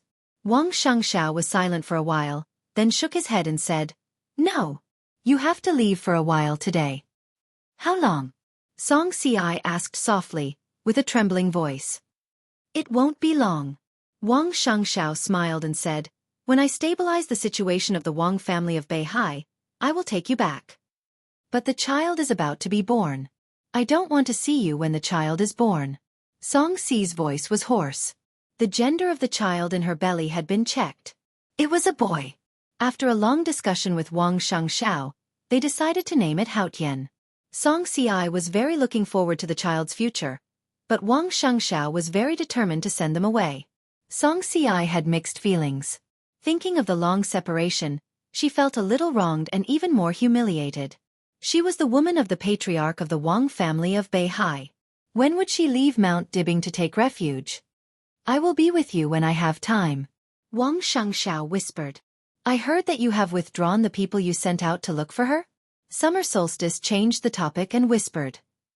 "Yes." Wang Shengxiao nodded. "Why?" Summer Solstice looked into her son's eyes and asked. "Because it's not necessary. In the current situation, it's better if we can't find my sister. If we can't find her, no one can. The Wang family of Beihai can't help her for the time being. In this case, it's better to let it go." Wang Shengxiao was silent for a while and whispered. "It's said that Emperor Dong's palace is also looking for her. If they find my sister, it's better. At least in Emperor Dong's palace, she won't be hurt." Song Si took a deep look at him. She still wanted to say something, but Wang Shengxiao's cell phone suddenly rang. He took out his cell phone and glanced at the number. His eyes slightly narrowed. "Jingxin." The phone was connected. Wang Shengxiao's voice was very calm. "Shengxiao, I handed in the materials." On the other end of the phone, the voice of speaker Wang Jingxin of Lin and was steady. Wang Shengxiao's eyes suddenly lit up for a moment, and he said in a low voice, "He agreed."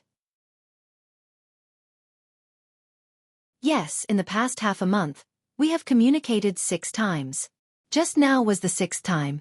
He took the initiative to find me and accepted our conditions." Wang Shengxiao took a deep breath and narrowed his eyes. At this moment, a kind of extremely violent killing intent gradually emanated from his body.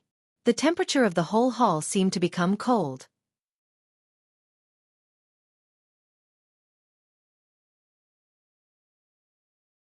Chapter 753. Throughout the hundreds of years of history of the Wang family of Beihai, this period of time could be regarded as their most difficult period. They had experienced ups and downs, and there had been a large-scale change of blood. But it was the first time that they had encountered internal and external troubles, and they had lost their highest combat power. The Southeast Group, which had always been centered on the Wang family of Beihai, also suffered great pressure when the situation in Beihai was turbulent. In the past 6 months, with the continuous moves of the academics and the giant group, some of the peripheral forces of the group had obviously begun to waver, and their attitudes had become ambiguous. Especially during this period, as Wang Qinglei kept talking to some of the backbone forces inside the group, some different voices began to appear among the most important forces inside the Southeast Group. The situation was changing every day. For the Southeast Group, it was getting worse and worse. The 2 directors and several counselors of the Southeast Group all received calls from the feudal officials below. There were a lot of probing in their words, but the leaders of the Southeast Group didn't reveal anything. Mount Dibbing was silent. The leaders at the top level of the Southeast Group were also silent. But in secret, The leaders had communicated with each other and even argued several times. And during this period, the Southeast Group made more and more concessions to the Parliament of Zhongzhou State, especially in the military field. When everyone thought that Di Jiang's resignation as the commander of the Border Control Corps and Dongqing Wudi's return to this position was the greatest show of goodwill of the Wang family of Beihai to the giant group, a few days later, everyone found that all this was just the beginning. In just half a month, the Navy of Zhongzhou State was extremely turbulent. General Nan, the deputy commander of the Navy, who was promoted by Dongqing Wudi, officially became the commander of the Navy of Zhongzhou State a week ago. And 3 days ago, the two trump card armies that had been controlled by the Southeast Group also changed hands and were replaced by capable generals who had served as high-level officers in the Border Control Corps. It was said that the Wang family of Beihai had begun to take action against the position of the Secretary General of the Army Headquarters. Although this position had bing held by the Special Warfare Group, the Southeast Group and Dongqing Wudi had reached an agreement and decided to promote Bai Qingzhao to the position. If there was no accident, Bai Qingzhao was likely to be promoted in the near future, and he might even become the new councillor of Zhongzhou State at the end of the year. However, as a condition, Bai Zhanfeng, the speaker of Yuzhou, seemed to have to step down. Changing the blood, shuffling the cards, centralizing power. Countless fields in Zhongzhou State were in turmoil. Being in it, one could really feel the changes and the magnificence of the situation every day.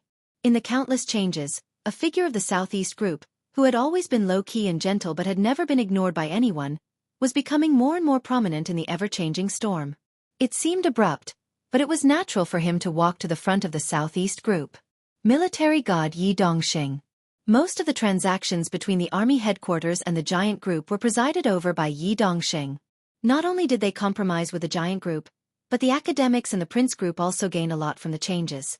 However, such frequent personnel changes did not cause any disturbance in the military from beginning to end. It was not until then that people realized how terrifying the influence of the god of war was in the military. As a result, the dispute among the executives of the Southeast Group became more and more intense. Even Wang Qinglei's position became a little awkward. Yi Dongxing did not respond to this directly. He just carried out his plan step by step. He went to the front, showed his means, and persuaded Dongqing Wudi. In nearly a week, he had walked into Dongqing Wudi's office to report work for the 4th time. As the most qualified and capital deputy minister in the army headquarters to check and balance Dongqing Wudi, his recent performance had attracted more and more people's attention. Yi Dongxing did not care about this. What he cared about was the result. Now, after more than 2 hours of communication for the 4th time, Yi Dongxing finally got the result he wanted. When is Wang Jingxin going to do it? Dongqing Wudi smoked the last cigarette in the large office, looked up at Yi Dongxing, and said in a calm tone, "I can do it at any time." Yi Dongxing said slowly. With Dongqing Wudi's clear statement, his spirit seemed to be completely relaxed. "In this case, hurry up. I have a lot of different opinions on this matter. You've really forced me into a corner this time." Dongqing Wudi shook his head with a smile, picked up the teacup, and drank some water. For the first time since the two worked together in the army headquarters, the atmosphere was so harmonious. Beihai and the Southeast Group are very sincere. "Minister, believe me, a stable situation for us is good for you and His Highness Li Tianlan," Yi Dongxing said softly. "That's true, but it's a taboo in officialdom after all." Dongqing Wudi was silent for a while, shook his head, and did not say much. What they would do next was to blatantly break the rules. Although there was no fighting or killing, the far-reaching impact was even more serious than Li Tianlan's direct killing of Qi Mulin. However, Yi Dongxing and the Wang family of Beihai also gave very rich returns.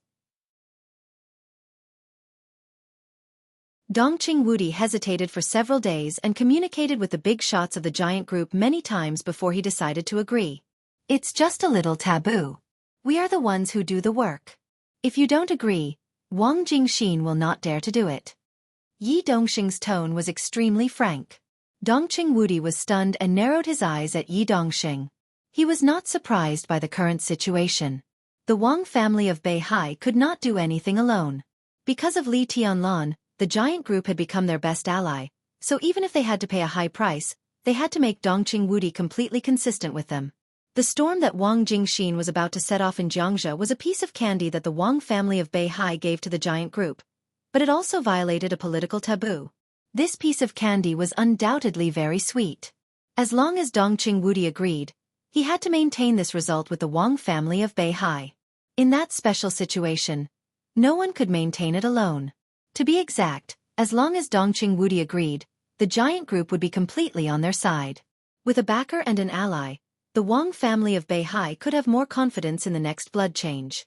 Dongqing Wudi knew this very well, but he knew that the meaning was completely different from what Yi Dongsheng said directly. Yi Dongsheng looked at Dongqing Wudi and nodded slightly, his eyes clear. He did not know why. This was the craziest plan that Wang Shangshao had put forward since he became the patriarch of the Wang family of Beihai. The degree of compromise with the giant group came from Summer Solstice's instructions. As Yi Dongxing said, Summer Solstice was indeed very sincere. It seemed that after the mysterious Chosen One attacked Mount Dibbing, Summer Solstice, who was seriously injured, had changed.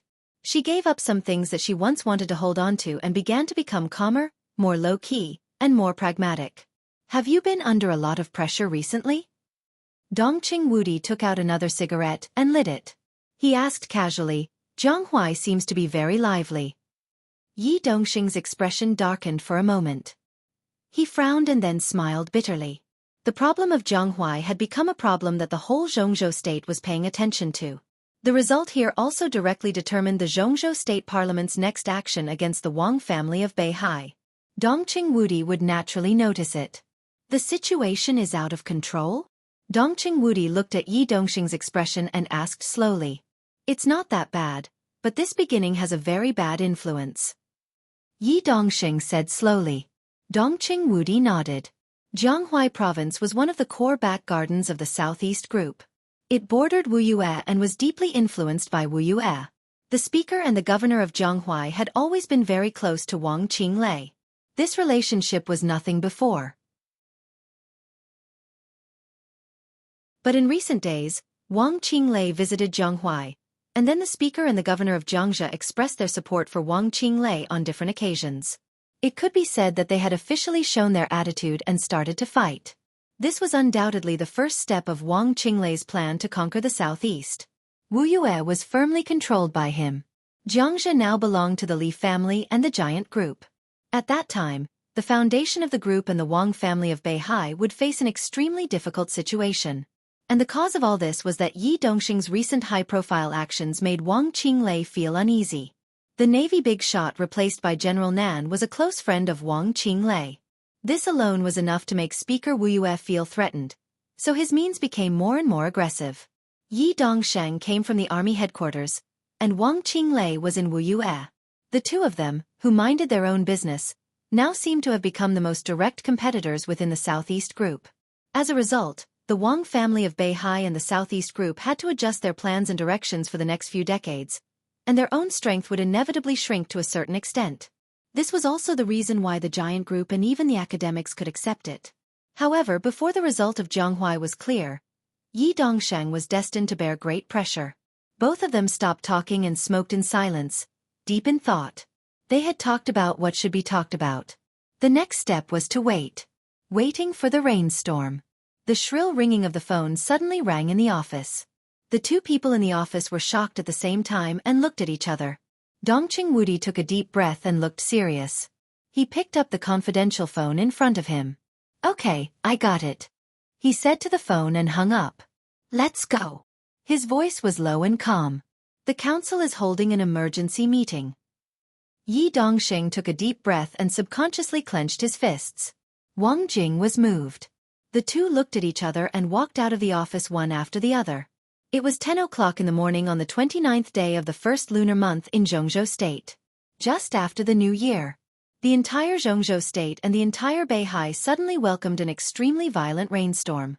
The Ministry of Supervision, the Parliament, the Cabinet, and nearly 6 departments of Zhongzhou State received a report from Jiangxia at the same time. Report Su Xinghe, the Speaker of Jiangxia. And the informant was the speaker of Lin and Wang Jingxin. A large amount of evidence appeared on the council's desk at the same time. In the face of numerous ironclad evidences, the parliament reached a consensus in the shortest time. They asked the Ministry of Supervision of Jiangxia to control Su Xinghe as soon as possible, and the Ministry of Supervision of Zhongzhou State flew directly to Jiangxia.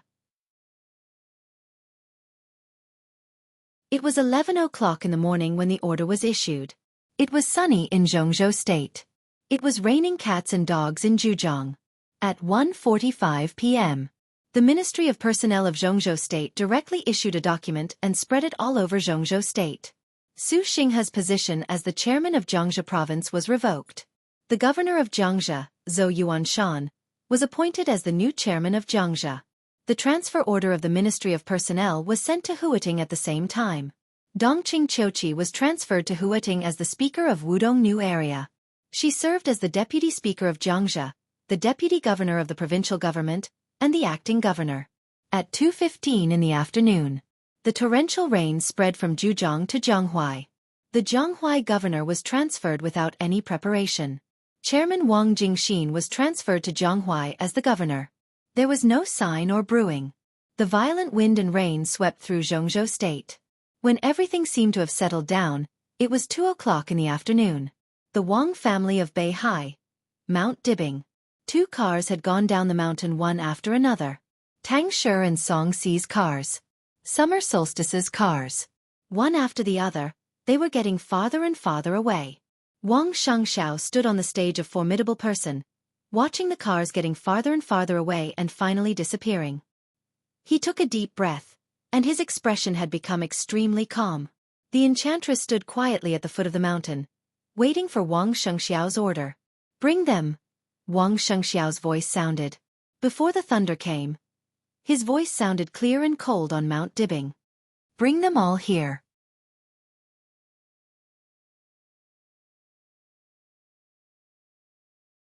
Chapter 754. At 3:10 in the afternoon, in the sanatorium, Saint received the news from Jianghuai and Jiangxia. As a new invincible realm expert in Zhongzhou State, although he was no longer the minister of the Southeast Special Warfare Headquarters, he still had countless information channels. Mount Shu was also more powerful than before because of his existence. The message was sent to his mobile mailbox in the form of voice. It was extremely detailed, from the debate at the council meeting to the appointment, and which giants voted for and against. Everything was clearly stated. Saint looked down at his mobile phone. His eyes fell on the new governor of Jiangxia. The new governor of Jiangxia, Dongqing Qiuqi. Saint frowned tightly. He looked at the name and was silent for a long time. Dongqing Qiuqi was one of the directors of Huating. She had made excellent achievements in Wudong New Area. Among the senior officials at the deputy governor level in Zhongzhou State, and because she was a woman, her personal qualifications and abilities were outstanding. She had been in Wudong New Area for several years. It might be a little unusual for her to be the governor of Jiangxia, but it was not completely unreasonable. But what she should not have done the most was to be the governor of Jiangxia. Dongqing Qiuqi was Dongqing Wudi's daughter. Furthermore, Dongqing Qiuqi was Zhou Yuanshan's wife. Now her husband was the speaker of Jiangxia, and his wife was the governor. The first and second leaders of a province in the southeast were husband and wife. What was this? There had never been such a situation in the hundreds of years since the founding of Zhongzhou State. It had never happened before, and it would never happen in the future. It was simply absurd. And how many deals had been made in the process of causing this absurd result? Saint was a little annoyed. He was the purest swordsman, especially when Wang Tianzong's whereabouts were unknown. He could even be said to be the #1 swordsman in Zhongzhou State today. He had been dealing with swords all his life, so he could not understand the ups and downs of the top management most of the time. But even as an outsider, he could still perceive that it was inappropriate through this appointment. So what was Dongqing Wudi thinking? Sending his daughter and son-in-law to Jiangxia as the first and second leaders was tantamount to committing a big taboo. If there was really a problem, no matter which one of them had a problem, the other could not escape. Saint could see the danger, so how could Dongqing Wudi not know? Even if the giant group really wanted to take over Jiangxia by force, Dongqing Qiuqi didn't have to go there. Zhou Yuanshan's ability was enough to stabilize the situation. To say the least, even if the giant group liked the position of governor, there were other candidates in the large group besides Dongqing Qiuqi. Why did he do that?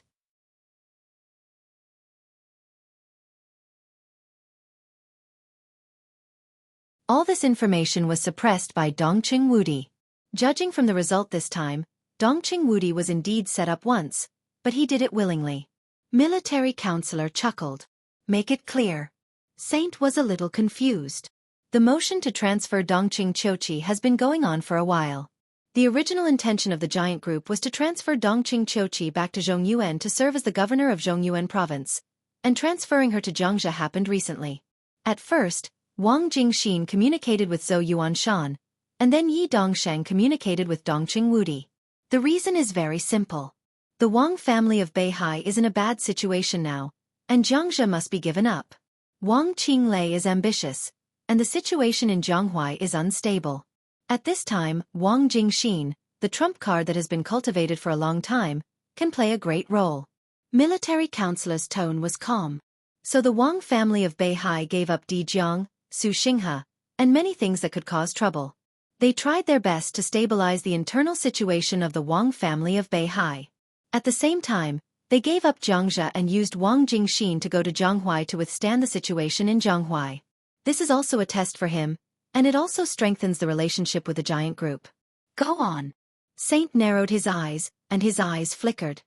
It's very obvious that the Wang family of Beihai wants to advance and retreat together with the giant group. The recent deal with the military also shows this. They need to reshuffle internally, and they also need to face the parliament. They must win over a strong enough ally. Pushing Dongqing Chochi to Jiangxia is a move to ensure the position of the giant group. It's too sensitive to put Dongqing Chochi and Zhou Yuanshan together. But since this transfer has become a fact, they won't move in a short time. If they move, it will have a great negative impact on them, and the giant group can't afford such a loss. So the two groups jointly put them in Jiangxia, and they must work together to maintain the current situation. So in a short time, the cooperation between the two groups can't be reversed. Saint nodded. I can understand the idea of the Wang family of Beihai, but why did the giant group agree? Yes.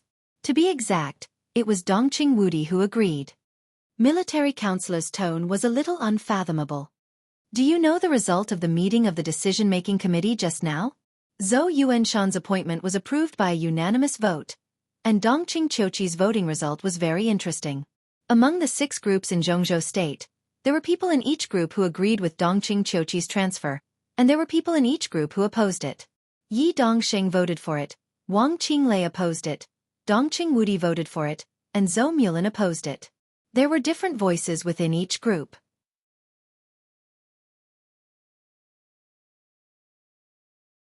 Part of it is because of me, including Dongqing Wudi's promise to mobilize Dongqing Chochi. I also have my reasons. Saint's body shook slightly. You went to see Dongqing Wudi. Not only Dongqing Wudi, but I also went to visit Bai Zhanfeng. Saint said slowly. What identity did you go with? Saint's tone was solemn. That's my current face. I used the identity of military counselor. Military counselor laughed. Saint didn't speak for a long time. Military counselor wore a black cloak most of the time, and no one in Zhongzhou State knew who he was. Now that he confessed his identity with his original face, it was impossible for Bai Zhanfeng and Dongqing Wudi not to be shocked. What did you talk to him about? Saint couldn't help asking. Dongqing Wudi didn't approve of such a deal at first, but I provided some information about the Wang family of Beihai, so Dongqing Wudi nodded and agreed. He was willing to let the giant group be set up by the Wang family of Beihai. Military counselor said meaningfully, do you really think that only the Wang family of Beihai needs to reshuffle? The giant group, the loosest of the 6 groups, also needs to be reshuffled. Although the need is not as urgent as that of the Wang family of Beihai, once it starts, it will be more thorough. The Dongqing clan has been seeking change for many years. Now the time is ripe, and it's time to take action. Tianlan can't represent the giant group, and the giant group can't represent Tianlan. Do you think this situation is normal? At least Dongqing Wudi doesn't think it's normal. Li Tianlan has been cultivated as the core of the giant group from the very beginning, and his status is even higher than Zhou Yuanshan's. Now the giant group seems to be unified, but that's because Eastern Europe has provided endless benefits to the giant group.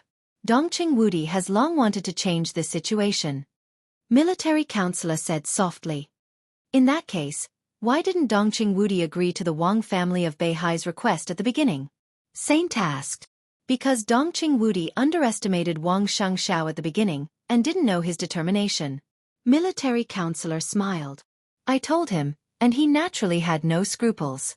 Saint looked at the screen and was silent for a long time. If that's the case, he muttered, the strength of the giant group may shrink significantly. But the cohesion of the core will not change. Military counselor said blandly. And it's not necessarily the giant group. Maybe it's the Donghuang group? As for the shrinking strength you mentioned, do you really think that the trump card in my hand is useless after so many years of operating in Zhongzhou State? Saint took a deep look at him and said coldly, Are you so impatient? I'm too tired these years. It's time for me to retire. Military counselor looked at him and smiled sincerely, but there was some interest in his eyes. When the situation is clearer, I should go to the desert and have a showdown with Tianlan. Saint said no more. He silently hung up the phone and looked out of the window at the sky. Under the storm, an undercurrent that was enough to change the future pattern of Zhongzhou State had surged. Obviously, except for Dongqing Wudi, no one in Zhongzhou State seemed to be aware of this undercurrent. You're tuning in to the Dreamy Chapters YouTube channel. We're so grateful for your support, and don't forget to subscribe to join us on this incredible journey through captivating stories. Your generosity through donations truly makes a world of difference, as it's the primary source of revenue that allows me to expand and enhance this channel for you. Thank you from the bottom of my heart for being a part of this adventure.